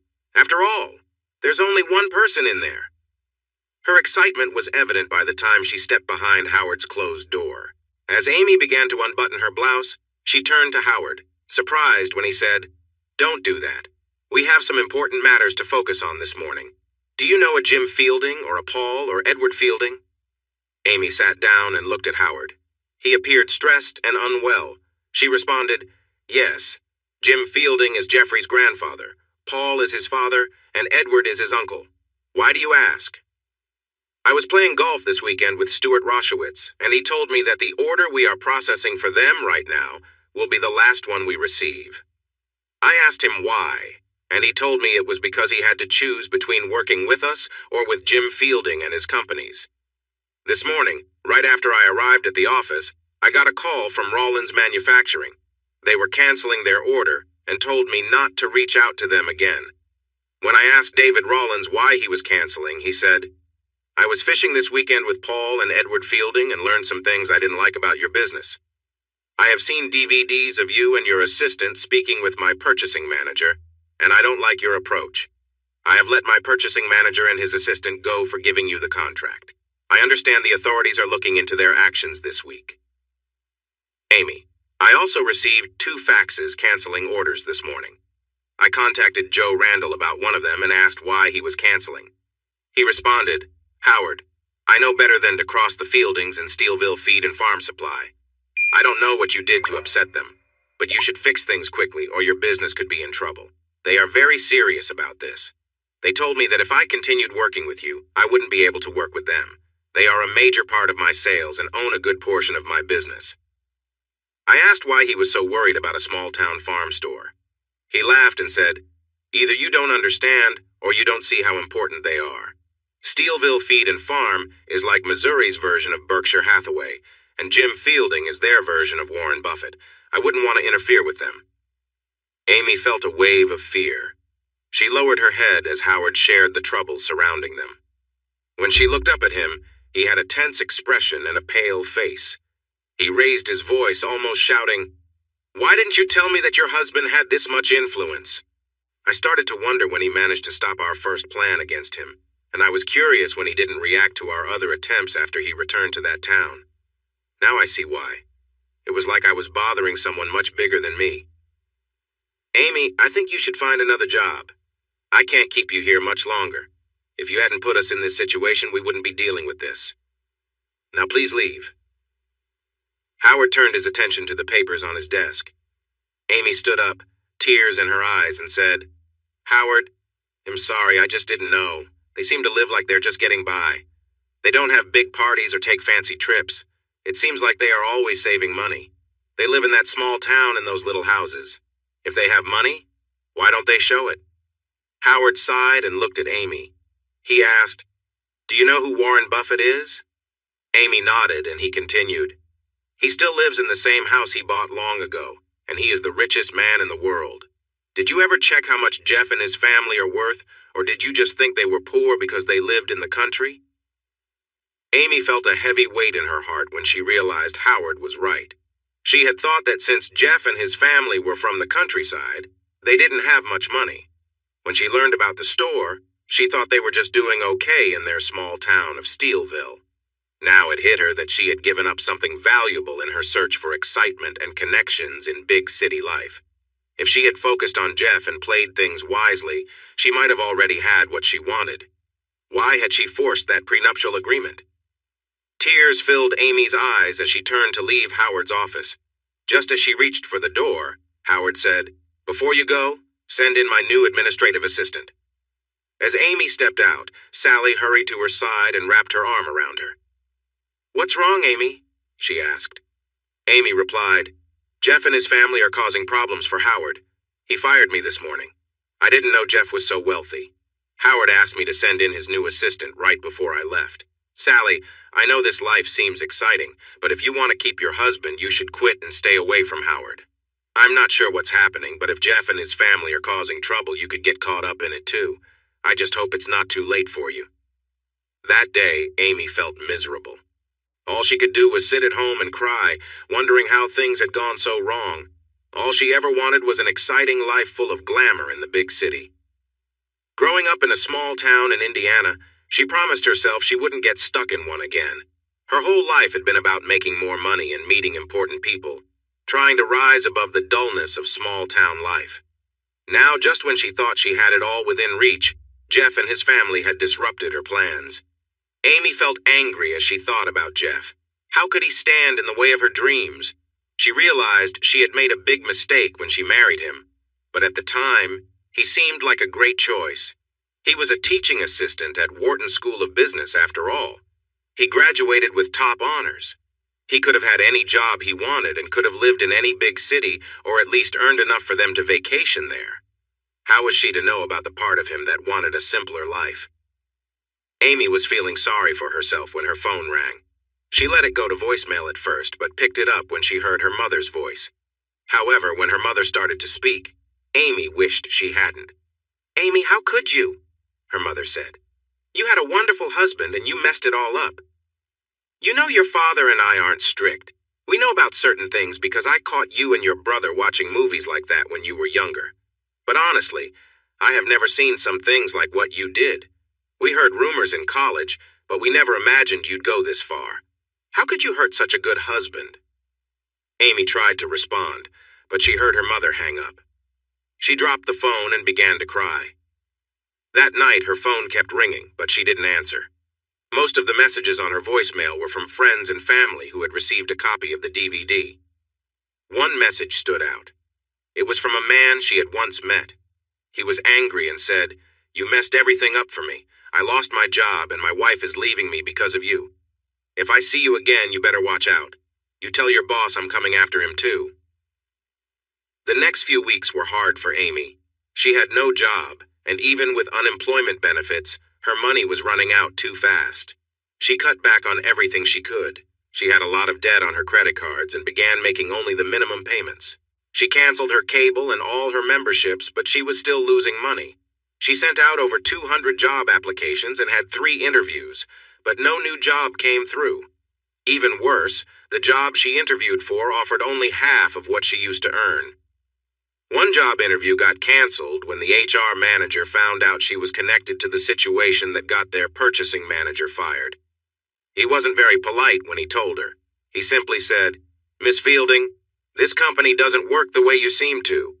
We wanted nothing to do with someone who thought it was okay to use their relationships to get ahead in business. I had to let go of a close friend because of the way you and your boss did things. We don't want anyone in our company who conducts business like that." Amy was heartbroken and cried all day, but there was little she could do. The day of her divorce hearing finally came. Amy didn't want to go, but her lawyer convinced her it was best. During the hearing, she caught herself watching Jeff. He looked handsome sitting there with his lawyer, and somehow he seemed more important and in charge than before. She wondered why she hadn't noticed that earlier. Despite her lawyer's efforts, they could not break the prenuptial agreement. The judge looked at her sharply when Jeff's lawyer presented a letter stating that she wouldn't marry him unless he signed the prenuptial agreement as she wanted. Who would have thought they would hold on to something like that? Finally, she leaned towards her lawyer and told him to stop fighting. She said to tell the judge she would accept the divorce and settlement as Jeff outlined. By that time, she just wanted it all to be over. She realized she had made her own mess and had to deal with it. Since the house was no longer hers, Amy spent the week packing and searching for a new place to live. She felt lucky to have hidden the bonus money Howard gave her. She had saved over $200,000 before losing her job, but it was disappearing fast. If she was careful, she could get by for a little over 3 years. If she could invest it and earn some interest, it would last longer, but she was nervous about doing that. What if the IRS found out she hadn't reported it? Amy was still upset that her parents wouldn't let her move back home. Living in her small hometown seemed better than losing all her savings. Her father went as far as to say they didn't want anything to do with her after everything that happened. Amy thought about staying with her sister in her college apartment, but her sister hadn't agreed to that yet. She worried their father would stop paying rent if he knew Amy was living there. On Monday evening, after her divorce was finalized, Amy sat at her desk looking for jobs online. She was ready to give up for the night when the doorbell rang. She got up and looked out the window. Sally stood at the door, crying and looking very sad. Amy hurried to the door and opened it just as Sally was stepping off the porch. Amy asked, "Sally, what's wrong?" Sally paused and looked at Amy. She replied, "Oh, Amy, you were right.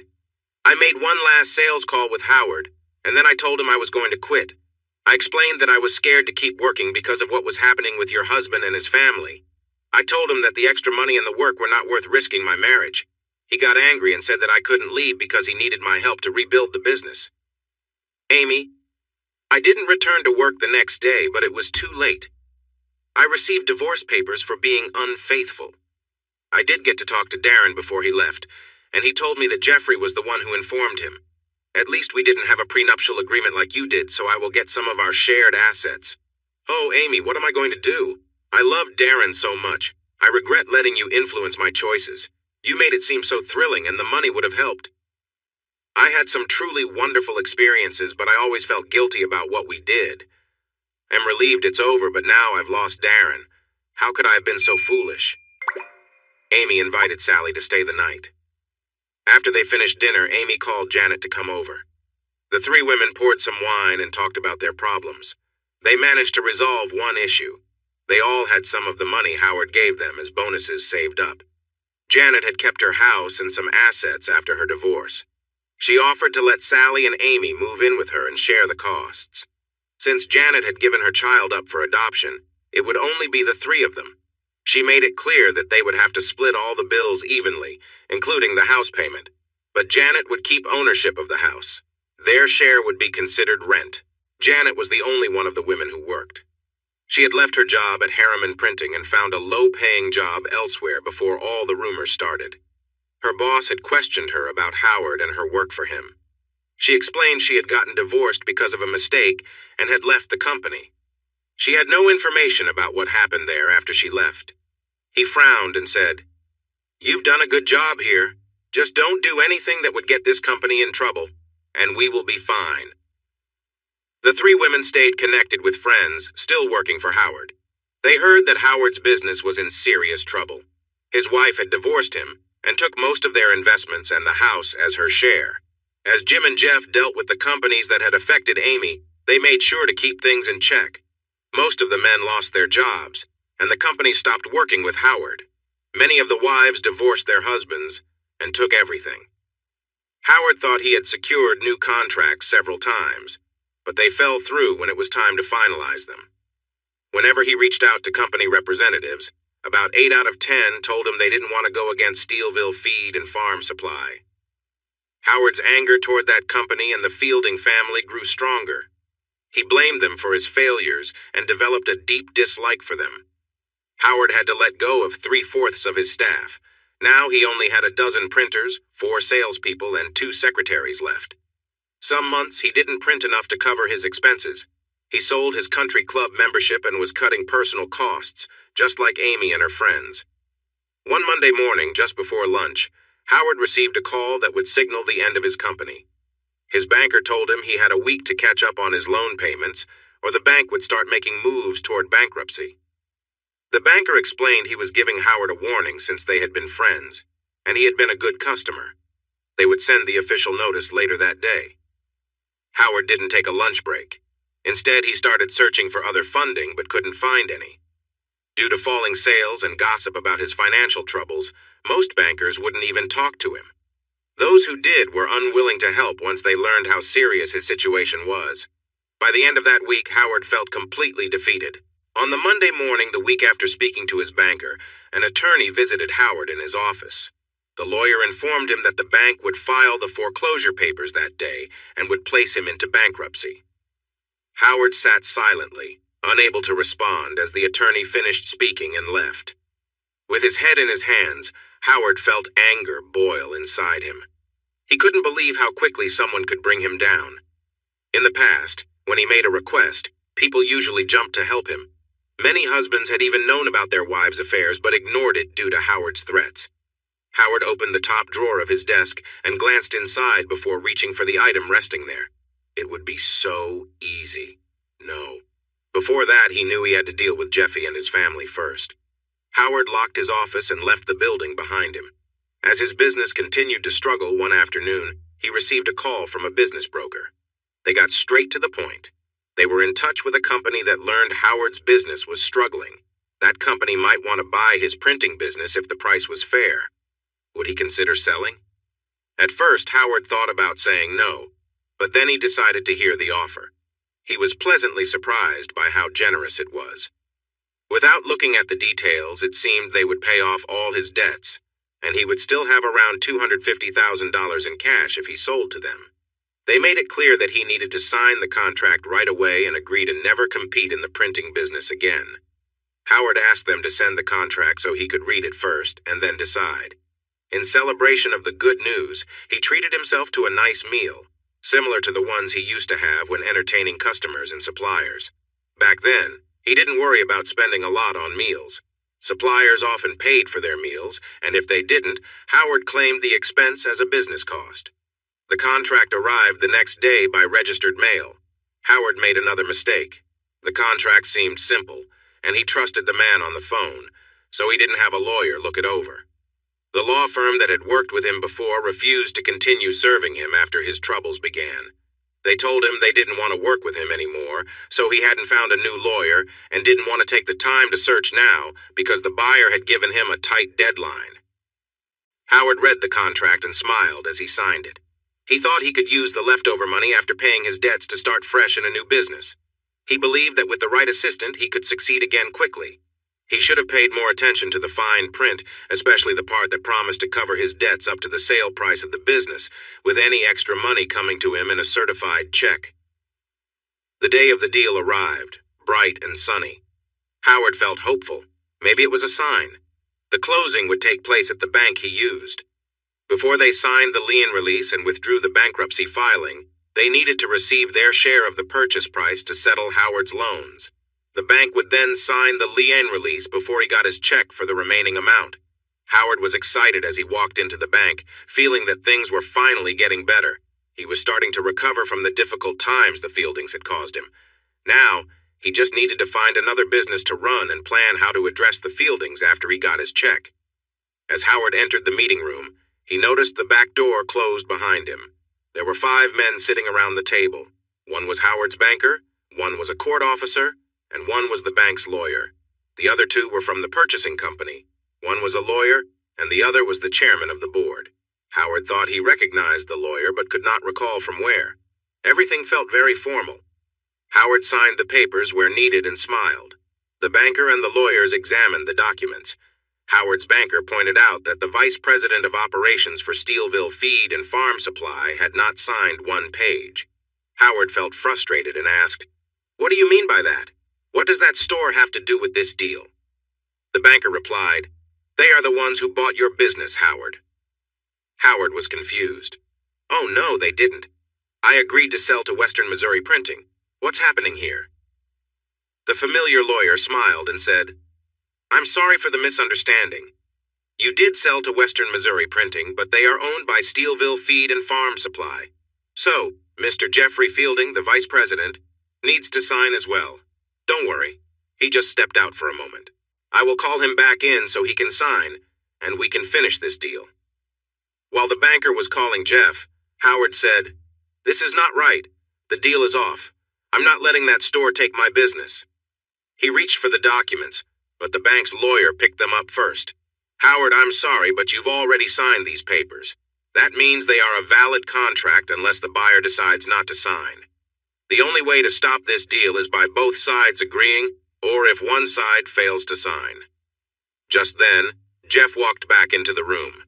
"I'm sorry I missed the signing. I needed a quick break. Here, let me sign and we can complete this business." After the final signature, the lawyers checked the files again and handed out copies to everyone involved. The checks that were already prepared were given to the banker for Harriman Printing, and everyone began to put their documents into their briefcases. After the bank received their check, and the officer of the court got the paperwork to withdraw the bankruptcy petition, Howard sat and waited. He was so upset that it was hard to remain calm, but he wanted to wait until he got his money. He was shocked as he watched the other men continue to gather their papers and put them away. Finally, Howard spoke up.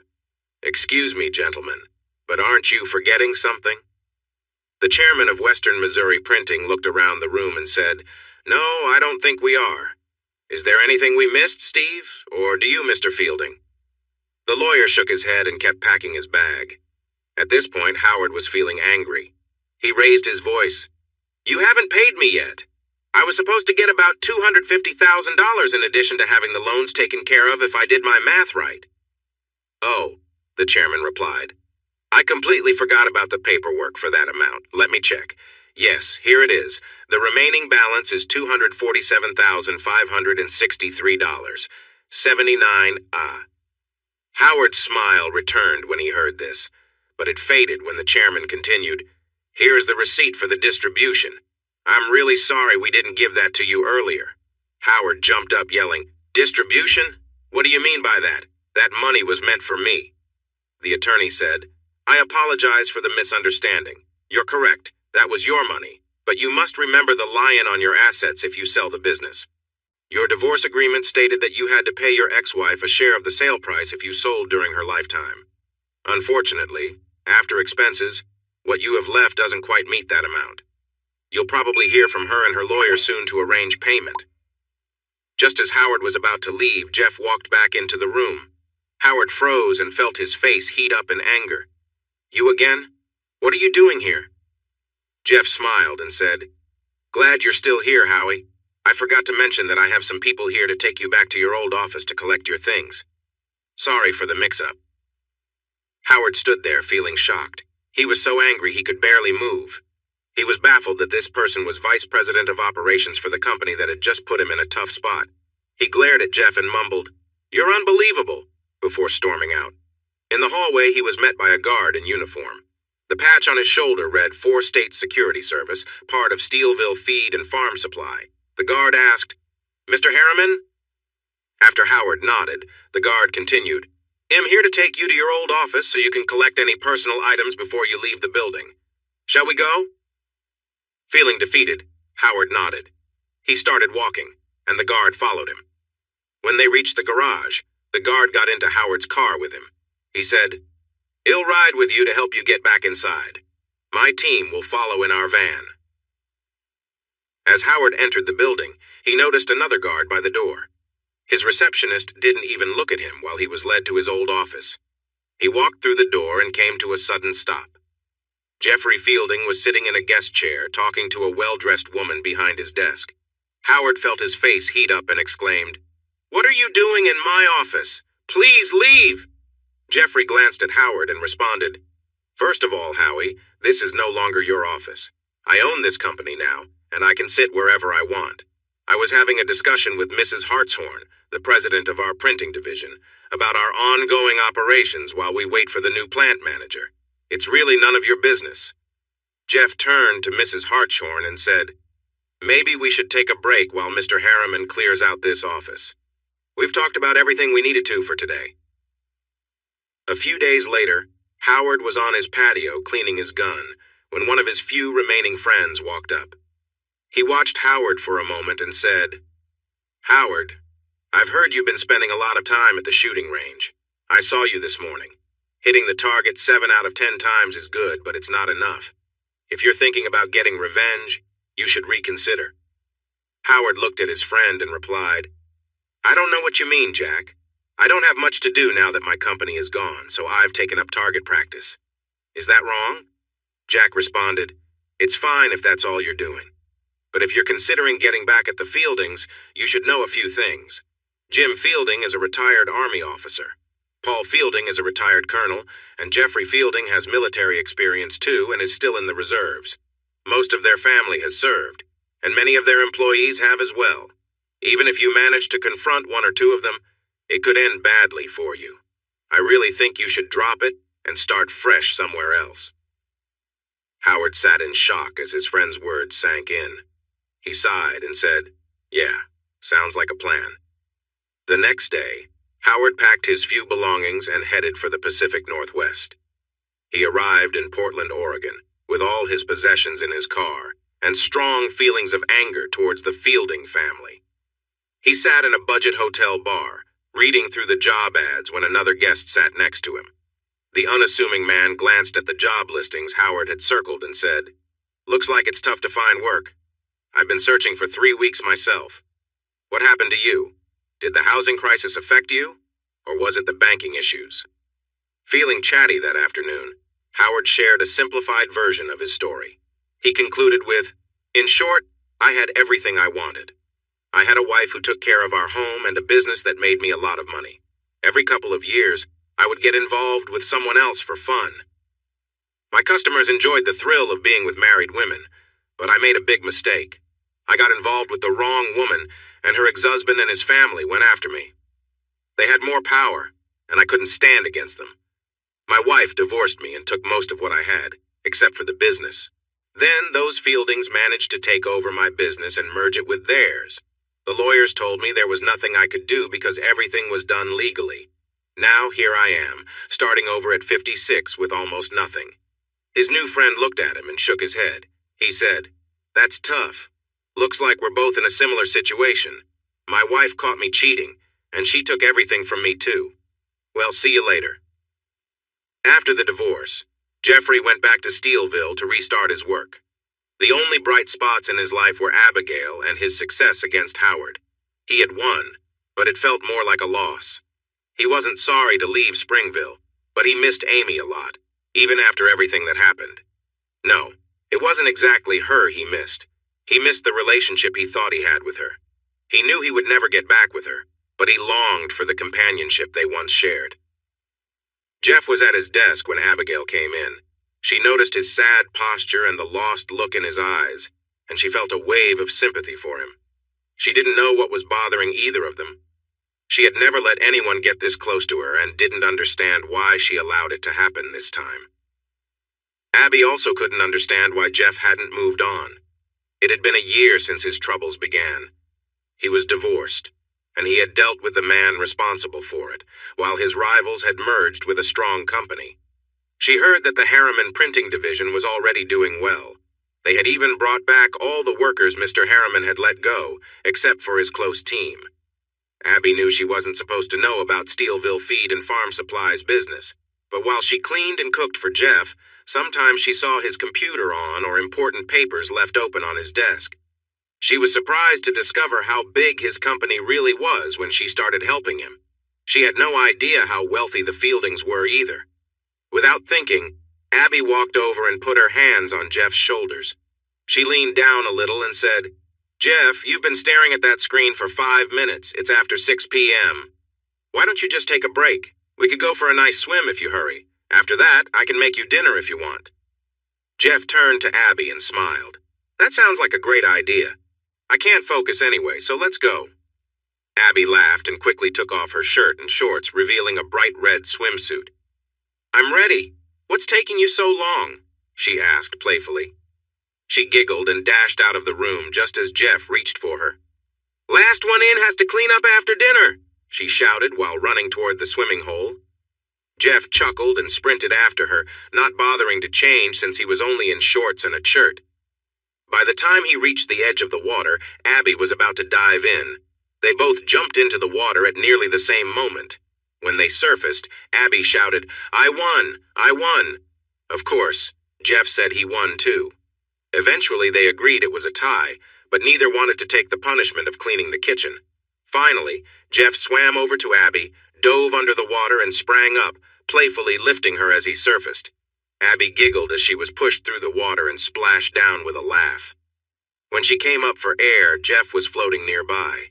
He swam closer, and Abby turned to stand in shallower water watching him. Jeff stood in front of Abby and noticed she seemed cautious. After a moment, he said, "How about a truce? Since it was a tie, I should take you out to a cafe for dinner. That way we both avoid kitchen duty. Sound good?" Abby looked surprised for a moment and then replied, "I guess we could do that. But why do you want to pay for dinner? I usually cook for you." After they came out of the water, Jeff paused and looked into Abby's eyes. "Abby, your job is to take care of the resort and cook for the guests. You do so much for me, more than you need to. I just want to show my appreciation and thought it would be nice to share a meal together where we can talk. Actually, why don't you go change into something nice, and we can drive to Springville and eat at Red Lobster?" Abby's eyes widened, and she gasped, "Oh, I couldn't. It's so far, and it must cost a lot." Then she saw a sad expression on his face, which changed her mind. "Oh, Jeff, when my parents were here, that was my favorite place, but we could only go for special occasions because it was so expensive. Thank you. If you really want to, I would love to go with you." Jeff smiled and playfully tapped her on the back as she headed for her room. Abby squealed and turned to give him a playful look, then headed inside. He looked a bit unusual. She finally said, "Now stop that, or I'll have to scold you." Then she turned and hurried to her rooms to change. Jeff was waiting in the lobby when Abby came out of her cozy suite. She was wearing a short sundress and sandals. Her eyes sparkled, and her hair was tied back in a ponytail. She walked with a lively step that seemed to say, "Look at me. I feel great and I'm happy to be here." Jeff smiled when he saw her and felt a rush of warmth. She was so lovely and seemed unaware of it, unlike many beautiful women. Amy had always been eye-catching and expected attention from men. There was a special energy in Abigail. She worked hard and was always cheerful and ready to help. She acted like she didn't even notice how beautiful she was, which made her company so refreshing. Abby was the kind of person who didn't need to fill every moment with chatter. She was fine with silence when she didn't have much to say. Jeff enjoyed her calming presence and appreciated how easy it was to be with her. Amy would talk non-stop or turn up the radio if he didn't keep the conversation going. With Abby, he could simply relax and enjoy her company without distraction. After they finished their meal, they returned to the lodge. The journey took them a little over 4 hours. Jeff parked his truck in his usual spot, and before he could get around it, Abby stepped out and walked up to him. She looked him in the eyes and said, "Thank you for the meal. It's been over 3 years since I enjoyed dining at Red Lobster, and I loved every moment." As Abby started to head toward the lodge and her rooms, Jeff touched her arm gently. "Abby," he said, "it's just a little after 10 p.m. Why don't you come to my cabin? We could sit on the deck and enjoy a glass or two of port. Grandma Ann always says that's the best way to end a perfect evening, and I agree with her." Abby looked into Jeff's eyes and said, "I'd like to spend more time with you, if you don't have anything else planned. But what is port? I've never tried it before." Jeff replied, "Oh, I think you'll enjoy it. It's a sweet dessert wine made from grapes and brandy. The one I have is made with red wine, but some are made with white. Both types are quite strong. The red port goes really well with chocolate." Once they were seated, Abby took a small sip of her port and coughed. "Wow," she said. "That's strong, but I think I like it." They talked and talked. Jeff kept their glasses filled, and Abby started to feel a little lightheaded. She glanced at the clock and exclaimed, "Oh no, it's midnight. I have to go. I need to work in the morning. Thank you so much for this lovely evening. It has been so special." Jeff got up when Abby did. He walked her back to the lodge. When she started to go inside, he reached out and touched her elbow. She stopped and turned to him. Her eyes widened when Jeff leaned in and gave her a soft kiss on the lips. "Thank you for tonight," he said. "I have really missed evenings like this. I just love to sit and talk with someone as nice as you. Thank you for a wonderful time." Jeff turned and walked away before Abby could say anything. She watched him walk back to his cabin and go inside before she went to her room for the night. The lodge telephone woke Abby from a deep sleep. She hurried to the office to answer it. A rough male voice spoke on the other end. "This is Major Simons from the Army Personnel Command. I need to speak to Captain Jeffrey Fielding, please." Abby felt a shock. She knew Jeff had been in the Army and was still in the reserves. She was worried about the call but knew she had to find him.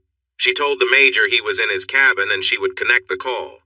About 45 minutes later, Abby was getting ready to bring Jeff his morning coffee when she saw him come out of his cabin with a big dark green bag over his shoulder. He was in his uniform and looked sharp. She ran over and asked, "Jeff, what's going on? What did that major want?" Then she covered her mouth and said, "Oh, I'm sorry if you can't say. Why are you in your uniform? I thought your meeting was not until 2 weekends from now." Jeff looked at Abby after he tossed his bag into his truck. "Abby, I've been called up for a short tour. They said I would probably be gone for 6 to 12 months. It's a job that needs to be done quickly. I don't even have time to say goodbye to my family. I'll call them from the road. Could you please let them know what happened if you see them before I can call?" Fear washed over Abby when she heard that. A tear started to roll down her cheek when he bent down and gave her another gentle kiss like the night before. "Goodbye, beautiful," he said. Then he jumped in his truck and drove away. Abby stood there with tears on her cheeks when Ann drove up. She jumped out of her car and ran to Abby. "Hey girl, why the tears? Why are you standing here crying?" Abby looked at Ann and whispered, "He's gone. They called him and said he had to go do a mission right away and he might be gone for a year." When Abby said that, Ann looked where Jeff usually parked his truck and understood. She wrapped her arms around Abby and asked, "You love my grandson, don't you, honey? Did he leave and now you feel scared?" Abby hugged Ann tightly and cried on her shoulder while nodding yes. Ann comforted her and said, "Sweetheart, what you're going through is one of the hardest things we face. We have to stand by and watch our loved ones go off to danger. The toughest part is waiting and hoping they come back safe. We pray every day that they come home, not in a way we fear. Now let's move forward and focus on what we can control." Abby looked up at Ann and said, "He called me sweetie. He wanted me to tell you he needed to get there fast and would call when he could." About 2 weeks after Jeff left, Abby woke up at 2 a.m. to the sound of the phone ringing. She dashed to the lodge office and answered just as it stopped. Abby? A voice said. Abby, it's Jeff. Is that you? Jeff! Oh yes, it's me, she exclaimed. Where are you? Are you okay? Jeff laughed and interrupted her, saying, Sweetheart, I'm fine. I found a moment to call you because I've missed hearing your voice. Are you doing okay? Yes, I'm fine. But where are you now? I'm in the mountains, but I can't say more. I'm running out of time and have to go. Take care, sweetheart. Then there was silence. Abby tossed and turned the rest of the night. Jeff had called her. Days went by, winter arrived, and Christmas was nearing. Abby felt sad this Christmas more than in years. Her dad offered to send her money for a ticket home, but she didn't want to leave. Christmas was on a Thursday that year. The Monday before Christmas, a UPS truck came to the lodge. The driver brought in a large box. Abby couldn't recall ordering anything, but saw it was addressed to the resort. When she noticed the box, she felt thrilled. It was from Jeff. Unsure what to do, she decided to call his parents to let them know about the big box at the lodge. She got Jennifer on the line and told her about it. Jennifer, Jeff's mom, said, Since it's addressed to the resort, you should open it, dear. Nervously, Abby opened the box to find many smaller boxes inside, each labeled with different names and wishing Merry Christmas. Jeff had sent gifts. Abby was overjoyed to find one with her name on it, thankful she had also sent Jeff a little present. Excitedly, Abby called Jennifer back. Oh, Jennifer, I opened the box as you suggested and it's filled with smaller boxes. There's a Christmas present for everyone in the whole family. There's even one for me. Jennifer laughed and said, Well then, why don't you put them under the tree, and we can all open them on Christmas Day? Abigail was invited to Jeffrey's grandparents' home for Christmas dinner. She felt a bit out of place since it was a family gathering, but they insisted she come, so she agreed. Everyone got together early in the morning to open gifts and enjoy the holiday. Even Charlie, Jeff's brother, came all the way from Seattle to be with the family. His wife, Charlene, was serving in Afghanistan with the army. Some of the children were old enough to read the names on the gifts, so they passed them out. Abby smiled at the cheerful atmosphere. She was surprised when she received a gift from all the adult couples, plus one from Jeff. She felt overwhelmed and said, Oh, you shouldn't have done this. I didn't get anyone a gift. I didn't know I would be invited here. Anne interrupted. Abby, we didn't want you to spend your money on gifts for us. We all have what we need, except for Jeff's and Charlene's safe return, and we know you need that money for college. So don't worry about it. Abby noticed everyone taking turns opening their gifts. She decided to wait and choose which gift to open first. She arranged the gifts by size, saving Jeff's for last. Her second-to-last gift was from Jim and Anne. When she opened it, she found an envelope, thinking it might be a small bonus for her work. To her surprise, it was a letter from her college saying her entire next semester was paid for in full. She could attend college full-time for at least one semester or part-time for 2 semesters. It was fantastic news. Abby was in tears as she ran to Anne and then Jim, hugging them both. Oh, thank you so much. With this, I'll be able to work towards my associate degree. I'll finally be halfway to my bachelor's. Thank you, Jim chuckled as she settled back down. The whole family watched her eagerly. Abby noticed she was the only one with an unopened gift left. With tears in her eyes, she picked up the present from Jeff and carefully unwrapped it. She gasped in disbelief. He had sent her a beautiful gold chain with a pendant covered in clear stones. They couldn't be real diamonds, could they? No way would he spend that much money for a Christmas gift for her. Anne noticed her staring at the box. Abby? What's wrong, dear?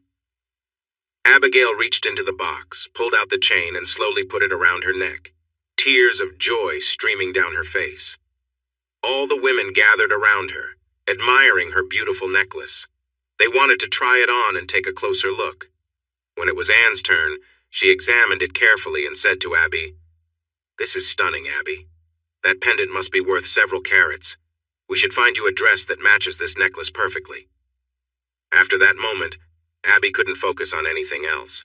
She kept looking at her college statement and the necklace, tears flowing down her cheeks.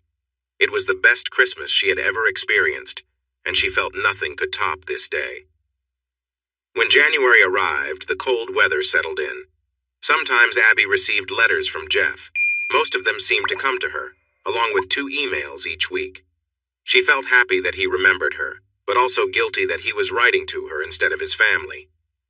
In February, the news reported a serious conflict in Afghanistan. A Green Beret team had attacked a Taliban stronghold in the mountains. Instead of the expected 30 or 40 Taliban fighters, there were more than 300. Many Green Berets were hurt. The team leader took great risks to help his injured men. The fighting was intense, and he had to call for air support very close to his own position. Abby was shocked when she asked Paul, Jeff's father, what danger close meant. He seemed lost in thought as he explained, "Abby, danger close is when you request air support so close to your own troops that there is a chance of friendly fire. It's only done when it's absolutely necessary. If the enemy is about to overrun your position, you have to take that risk." Later that evening, after Paul explained the situation to Abby, he returned to the lodge. Abby had locked the doors and was studying in her suite when she heard the door open. She peeked out and saw Paul coming towards her. He looked very troubled, making her heart sink. "Abby, please come with me. Jennifer and Anne want you to come to Dad's for a little while." Abby felt tears welling up in her eyes. "No, please, it can't be Jeff." Paul looked at her and gently said, "He was injured, but they believe he will be okay. Unfortunately, some of his teammates weren't as fortunate. It was his team we heard about on the news." Overcome with emotion, Abby cried harder and ran into Paul's arms. She had no idea how he guided her to his car and into Jim's house. When they arrived, another soldier was there, speaking with Jim and Edward. He stood up when he saw Paul and said, "Colonel, I've been updating your family on Captain Fielding's condition while we waited for you. Is this the young lady we've been expecting?" Paul nodded and replied, "Yes, Major. This is Abigail. I believe you mentioned you had transportation arranged for tomorrow morning?" "Yes, sir. Some of our team will be in Germany for a while, but Captain Fielding and the others with less serious injuries will be arriving in the States in a day or two. We have your rooms ready and will meet his plane when it arrives." "Thank you. Would you like to stay here tonight or at my house? We can also get you a room at the lodge if you prefer." "Oh, no, sir, but thank you. I can go back to town. I already have a room there. I will be here at 8 a.m. tomorrow to help with the arrangements." "That's not necessary. Abby, can you help the Major settle into a room at the lodge tonight?" Abby nodded and said, "Of course, sir, and I'll make sure he has breakfast in the morning, too." Major Davis drove Abby back to the lodge after the family visit. He was kind about answering her questions, leaving her feeling a bit better than when she first learned about Jeff's injury. The next morning, everything was hectic. Jim and Anne decided to stay at home to manage the resort and other business, while Paul, Jennifer, and Abigail flew to Washington, D.C. to wait for Jeffrey's arrival at Walter Reed Army Medical Center. He had specifically asked for Abigail to be there, and his parents would not let her stay behind. Eventually, she agreed to go with them. When the morning papers were delivered, many in the towns around Steelville were shocked. The heroic Green Beret team's battle from the day before was in the news, and many were surprised when they learned the names of those brave soldiers. One name stood out to many readers: Jeffrey Fielding. Many knew him or had heard of him. Some even called him a friend. Two people who read the papers had slightly different reactions. Amy was taken aback by what she read about Jeffrey and initially felt sad. She regretted missing the chance to feel proud of knowing such a notable person. How could she have misunderstood Jeffrey's character and potential? The other person reading the article sat in a low-cost diner, struggling to eat a not-so-great breakfast before heading to his sales job at a hardware store. He looked closely at a picture of a Green Beret captain on a stretcher, greeted by his family at the airport, covered in bandages with his leg in a cast. Howard angrily tossed the newspaper across the booth, where it slid to the floor, exclaiming loudly, "That guy! He is luckier than anyone else. Not even the Taliban can harm him." Howard felt uneasy and pushed his breakfast away. He gazed out at the gloomy February morning and sighed. He realized it was good that he listened to his friend and didn't seek revenge on the Fieldings. Howard got up and headed off to his unfulfilling job and the rest of his dull life. At the same time Howard and Amy were reading about his close call and brave actions, Jeffrey was watching a door open in his hospital room. He still felt weak and was in a lot of pain, but a big smile spread across his face when Abigail walked in, followed by his parents. Abby walked over to his bed and gently placed her hand on his bandaged chest. Tears glimmered in her eyes. Jeff reached out, wrapped his arm around her waist and pulled her close. He beamed up at her. Just then, the doctor entered the room looking at a chart. Noticing the crowd, he frowned. Visiting hours had not started, and he wondered why they were all there. He was about to ask when the head nurse walked in with a coffee pot. She said, "Colonel, I thought it would be easier to bring the whole pot instead of individual cups. Just call the nurse's station if you need anything else." The doctor, a major, stopped speaking and stood respectfully. "Colonel, I apologize. I wasn't aware the colonel would be here this morning. How can I assist you?" Paul replied, "No need for anything from me, doctor. Just keep doing what you can for my son, and he'll be grateful. Can you share any details about his condition or how long he will be here?" "Of course, sir. Give me a moment to check on the captain, and he'll update you." The doctor listened to Jeff's heart and lungs, then asked about his pain. Jeff answered, "I am in a lot of pain, sir, but at least I'm still here. I suppose that makes me luckier than many of my men." The doctor said. "Aside from your injuries, you're doing quite well. We need to get you up and moving a bit. He'll send for physical therapy shortly. For now, try to walk to the nurse's station and back a few times today. Let's see how that goes." The doctor nodded to Paul and then motioned towards the door. Paul stepped out, followed by Jennifer. Abby looked at Jeff, then glanced at the door. Finally, she released his embrace and walked to the doctor and his parents. The doctor addressed them, saying, "Colonel, he is out of danger. We have him on antibiotics to prevent infection. It has been long enough that if there were any problems with his intestines, they would know by now. From what I can see, all that needs to happen is for him to heal and get back to his usual self. I estimate he will be here for another week or so, and then he can take some time off to recover. I believe it will take about 6 months before he feels completely back to normal." Abby was tearful as she listened to the doctor. She asked, "But he will be all right? He won't have anything wrong for good?" The doctor looked at her and then turned to Paul. When Paul nodded, the doctor replied, "Miss Stover, he will be fine. He will have some scars, stiffness, and pain for a while, but most of that should go away over time. I don't think his injuries will end his career, if that's what you are worried about." Abby gazed at the doctor and said, "No, I just wanted to know if he will be okay." Paul looked at Abby and then the doctor. He stated, "Doctor, you should talk openly about my son's condition and treatment with this young lady. She has the right to know everything you would share with him or us. Is that clear? Please make a note of it in his records." When Paul spoke, the doctor straightened up. His face turned red, and he clenched his teeth in frustration. He looked at Paul, then Abby, and said, "Yes, sir. Is there anything else, sir?" When Paul shook his head, the doctor walked down the hallway. Paul turned to Abby and said, "Abby, I think Jennifer and I will head downstairs for some coffee. Would you like to join us, or?" Abby smiled and replied, "No, sir. I think I'll just go back in and see Jeff, if that's all right with you." She turned and walked back into Jeff's room. When he saw her, he smiled and held out his arm for her to come closer. Abby pulled up a chair next to his bed and leaned into it while Jeff wrapped his arm around her shoulders. She leaned in and gave him a gentle kiss, feeling him relax, and let out a sigh. After a moment, Jeff started to shift himself toward the edge of the bed, away from Abby.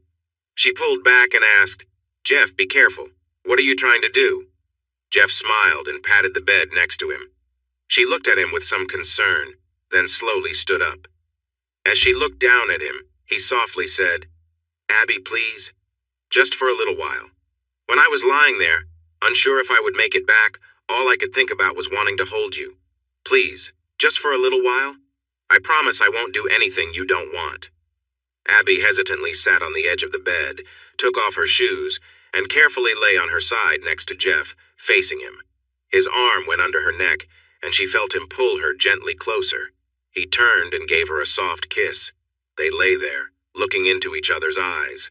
Suddenly, Abby heard a rough female voice say, "What on earth?" Then she heard laughter from both a man and another woman. She almost fell out of bed as she turned to face the people who had interrupted them.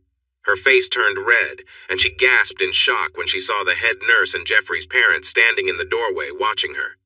Abby stammered, "He said he just wanted to hold me." Jennifer walked over to Abby and gently put her fingers on Abby's lips. "Shh, it's okay. We didn't expect this. Just relax," she said. Abby felt her tension ease and sat back down beside Jeff's bed. She reached out and held his hand, amazed that he had slept through it all. He looked much more relaxed now. Paul and Jennifer stayed for 2 more days before deciding to head home. They arranged for Abby to stay and take Jeff home once he was ready for his recovery leave. If everything went well, that would be in 2 or 3 days. She would take him back to Steelville. The day before they were set to leave, Jeff was given a pass to go outside. He insisted that Abby join him for lunch at a restaurant followed by a short walk before returning to the hospital. While they looked at the menu, Jeff seemed lost in thought, and Abby began to worry. After they ordered, Jeff called the waiter over for a quiet chat. The waiter stepped back, saying, "Take your time, sir." Jeff leaned across the table and said to Abby, "I need to use the restroom. Can you give me a moment? If you need anything, Jock can help. I might be a few minutes, but don't worry." Abby felt uneasy but smiled at him bravely and nodded. It felt like he had been gone forever. She checked her watch.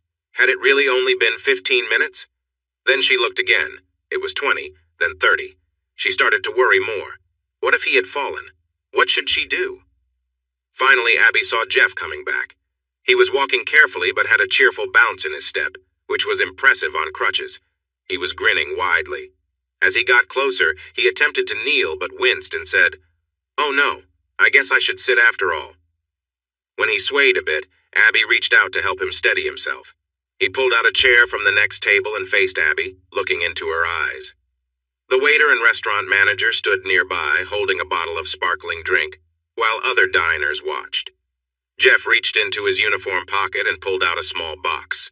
He opened it, looked inside, and then turned it toward Abby. He licked his lips and started to speak. "Abby, I had already fallen in love with you before I was called back to active duty. I waited for the right moment to ask you something, but it never seemed to happen. During my time in Afghanistan, I could not stop thinking about you. In every spare moment, I remembered your smile, your laughter, and the happiness you brought. I felt so complete and peaceful when I was with you. But when the situation grew dangerous, and I thought I might never see or touch you again, I felt like part of me was dying. Abby, I don't want to spend a single moment of my life without you. Will you marry me?" As Jeff spoke, Abby grew more anxious. Tears streamed down her cheeks as she took hold of Jeff's hand. She replied, "Oh, Jeff, I love you too, but what about your family? I mean, what would they think? I have so little to offer. I'm just the cook and housekeeper at your resort. You can't marry me." Jeff felt a deep ache in his stomach. He held Abby's hands and gazed into her eyes. He said, "Abby, they know how much you mean to me. They care about you just as much. Don't you see how they've welcomed you into the family? My mother brought this ring when she came with you. It belonged to my grandmother, and she thought—" Jeff smiled and continued, "She told me that whenever I decide to marry again, she wanted the special lady to wear this ring. Do you really think she would have brought it if they didn't like you?" Abby smiled through her tears as she reached for the ring. With a gentle motion, she placed it on her finger. "Yes, Jeffrey Fielding. Yes, I will marry you, and we will raise our children in Steelville at the resort." When the other diners, the waiter and the maitre d' saw her putting on the ring, they all applauded, and a bottle of champagne was brought to their table. The maitre d' leaned down slightly and said, "May I be the first to congratulate you, Captain and Madam?" He turned to Jeff and added, "That gentleman," pointing to the door where some well-dressed men were leaving, "has kindly informed me that lunch and the champagne are taken care of. He heard about your bravery and wanted to show his gratitude." Jeff looked toward the door and waved, asking the maitre d', "Who was he? I need to thank him." The maitre d' smiled and said, "He told me that if you asked, I should not say. He mentioned he would see you again to thank you properly for your service." After their enjoyable lunch, Jeff and Abby walked arm in arm to the cab that would take them back to his room at the hospital. Jeff nearly had to persuade Abby to leave his room and return to her hotel, but eventually she agreed. The next morning, Jeff's car picked her up from the hotel, and they both headed to the airport to return home. Abby was surprised when they walked out of the arrival area at the airport. If she didn't know better, Abby would think the whole town of Steelville was there to greet Jeff. They cheered and pushed, reaching out to shake his hand. Abby felt her anger rise when some of the unmarried women tried to get close to him. She stood between them and Jeff whenever she could, placing her hand on his arm and looking up at him. He smiled down at her. Suddenly, Abby felt a pull on her hand, and it was Darlene from the cafe. "Jeff, Abby, is this what I think it is?" Darlene asked as she held up their joined hands. Jeff smiled, and Abby blushed but nodded. Darlene laughed and called out, "Everyone, look at this." She raised Abby's hand high, showing off the engagement ring. This excitement led to more handshakes and pats on the back for Jeff, along with hugs and kisses for Abby. Soon, the crowd was gently guided down the concourse and out to the sidewalk, where they began to head toward their cars. It was a long drive back to Steelville. When they reached town, it was decorated like the 4th of July. Banners, streamers, flags, and yellow ribbons were everywhere. Those who hadn't met them at the airport waved and welcomed them as they drove through the streets. Jeff's parents took them to the VFW hall, where there was a big welcome home dinner and party for Jeff. It was after 11 p.m. when they finally made it back to the resort. Abby helped Jeff out of his parents' car and into his cabin. She guided him into his bedroom and stood on her tiptoes to give him a gentle kiss. She sighed and leaned into him when he wrapped his arms around her. As they kissed, their affection grew. Abby felt their closeness deepen as they enjoyed the moment together. She felt both excited and happy to be with him. Abby savored each kiss, feeling their connection grow stronger. With a smile, Jeff pulled her even closer. Abby felt a thrill as she leaned against him, enjoying their time together. She was lost in the moment, feeling safe and content in his company. They both smiled, feeling comfortable as they lay down together, sharing warmth and affection. Abby and Jeff shared a tender moment, gazing into each other's eyes and holding each other close. Abby sighed as Jeff gently ran his hand over her back, and she softly held on to him, feeling a mix of warmth and closeness. Abby felt a bit nervous as she looked up at Jeff, realizing just how much this moment meant to both of them. Sensing her hesitation, Jeff gave her a reassuring smile and asked, "Are you okay?" She nodded, though her voice was a bit unsteady. "It's just, everything feels so new to me," she admitted, her words quiet and heartfelt. Jeff was a little surprised and took her hand in his, understanding her more deeply. "I didn't realize this was your first time in such a close moment," he said, his voice soft. "I'm so sorry. I should have been more gentle. I wish I could be more careful with this cast on my arm, too." Abby gave a small laugh through her nerves, wiping her eyes. "It's okay.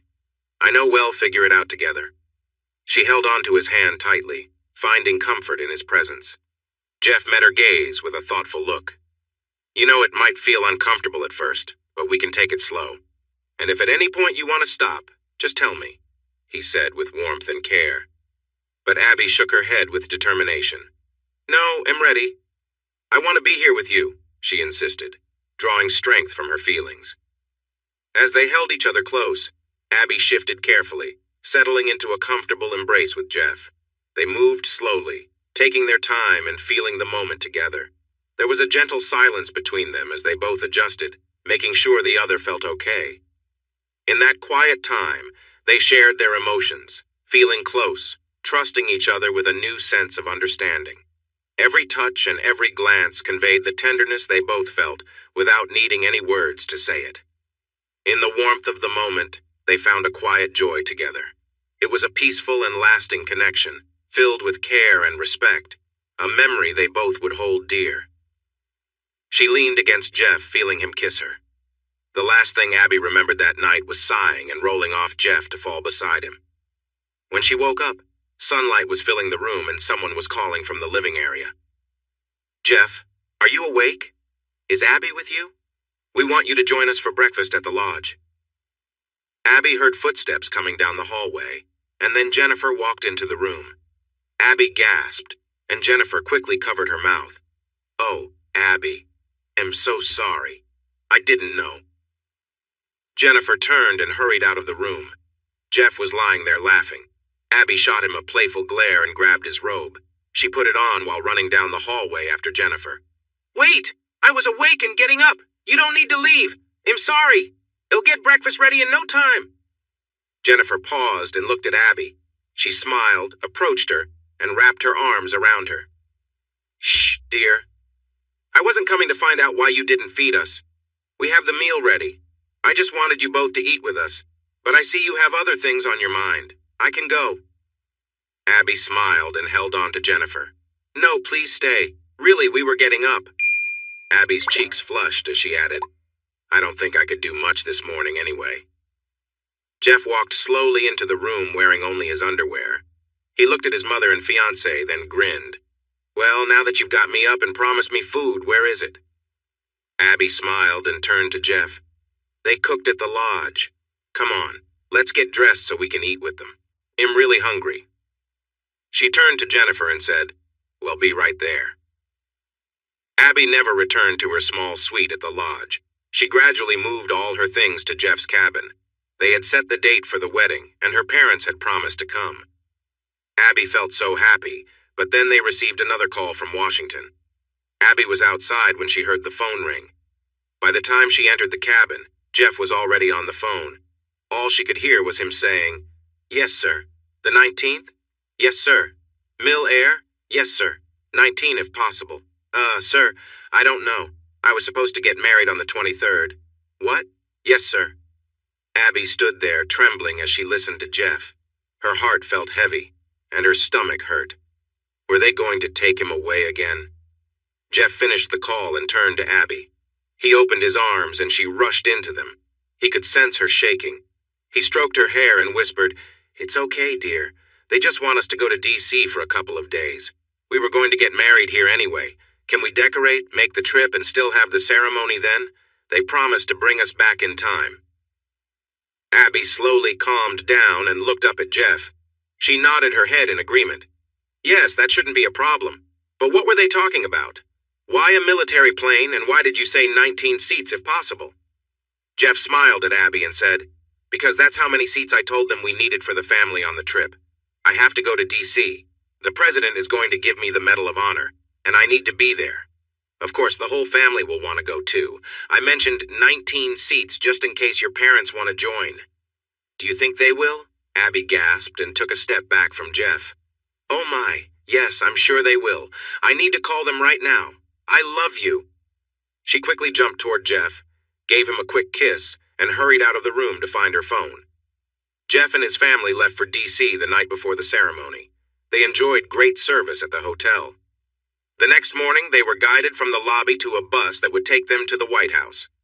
When they arrived, they were quickly shown to their seating area, the family in a special section, and Jeff near the podium. When the time came, a uniformed Army general approached the podium and announced, "Attention, ladies and gentlemen, the President of the United States." Everyone stood and watched as the President entered the room. He walked over to Jeff, followed by the general who held some documents. The President stopped in front of Jeff, who saluted and stood at attention. The general glanced at the papers and Jeff heard some rustling behind him. He turned a bit in surprise when he noticed Abigail. The general handed her something and said, "Attention to orders. Captain Jeffrey Fielding has met all requirements for promotion to the next rank and is hereby promoted to Major United States Army Reserve, effective June 1st, 2009 A." Jeff felt Abigail adjusting his uniform as she carefully took off his captain's insignia and replaced it with his new major's insignia. Once she finished, she smiled with pride and stepped back a little. The general looked at his papers again and stated, "Attention to orders. Department of the Army, June 17, 2009. By the direction of Congress, the Medal of Honor is awarded to Major Jeffrey Fielding for showing bravery and courage at great personal risk while on duty.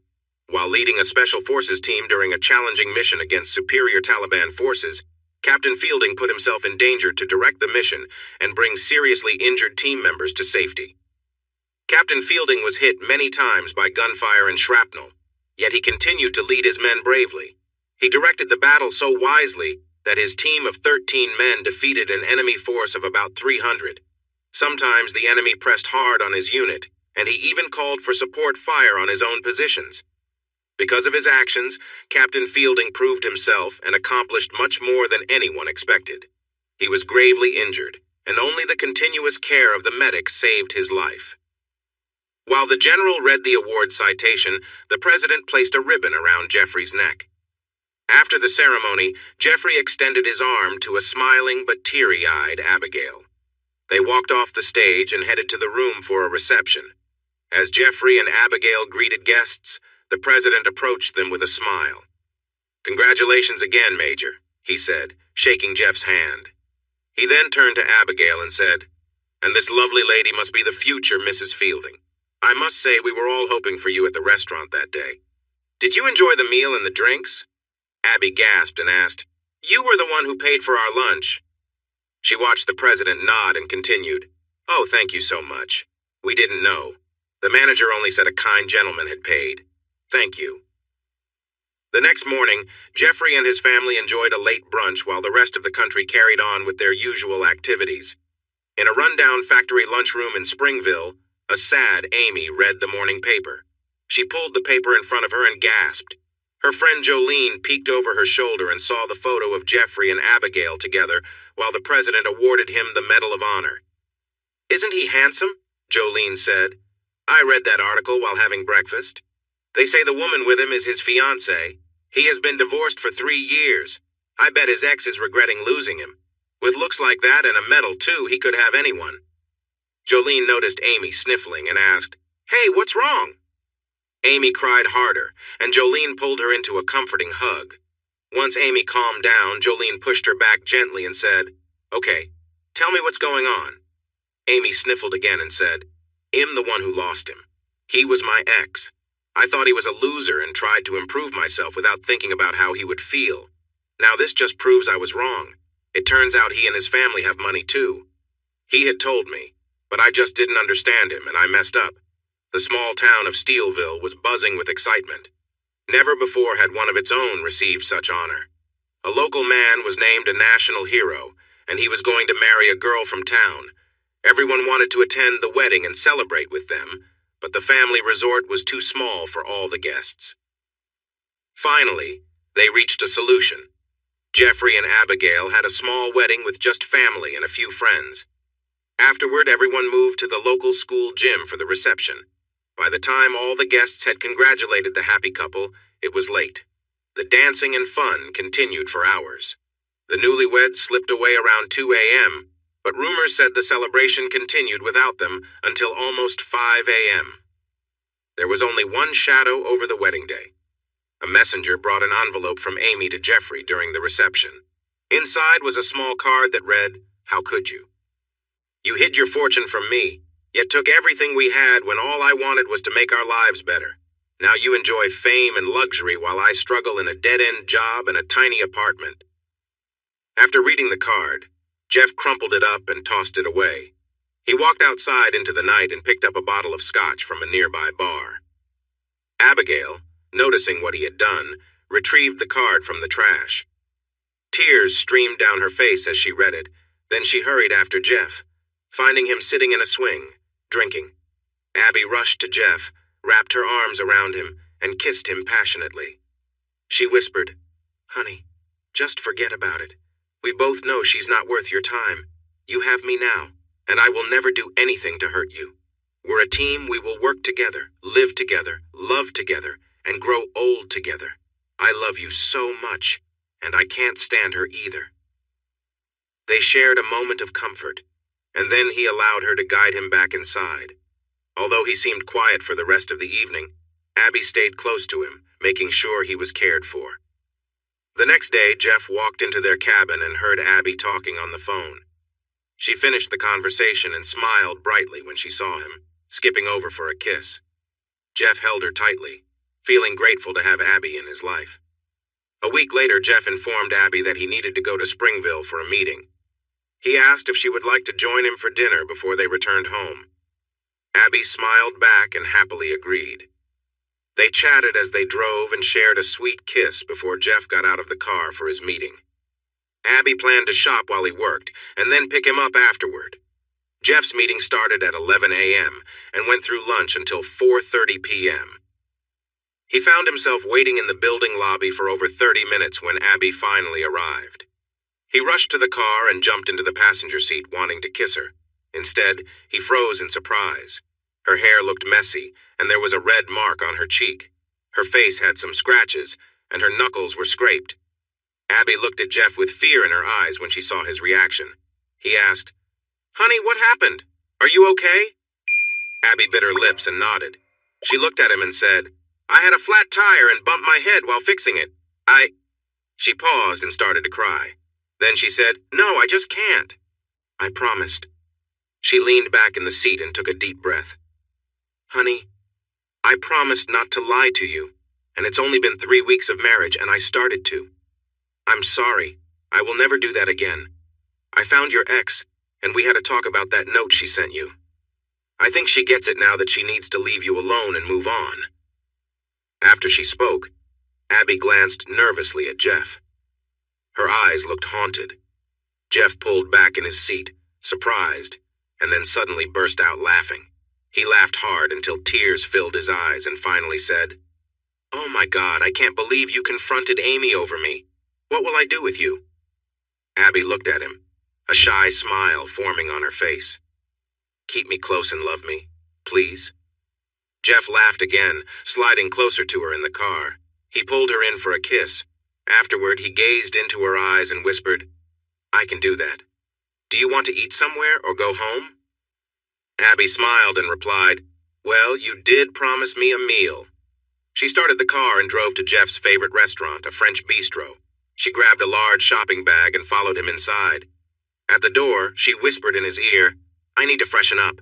Go ahead, and I'll catch up with you soon." Jeff waited at their table for several minutes, starting to worry when he saw Abby walk in. She looked beautiful.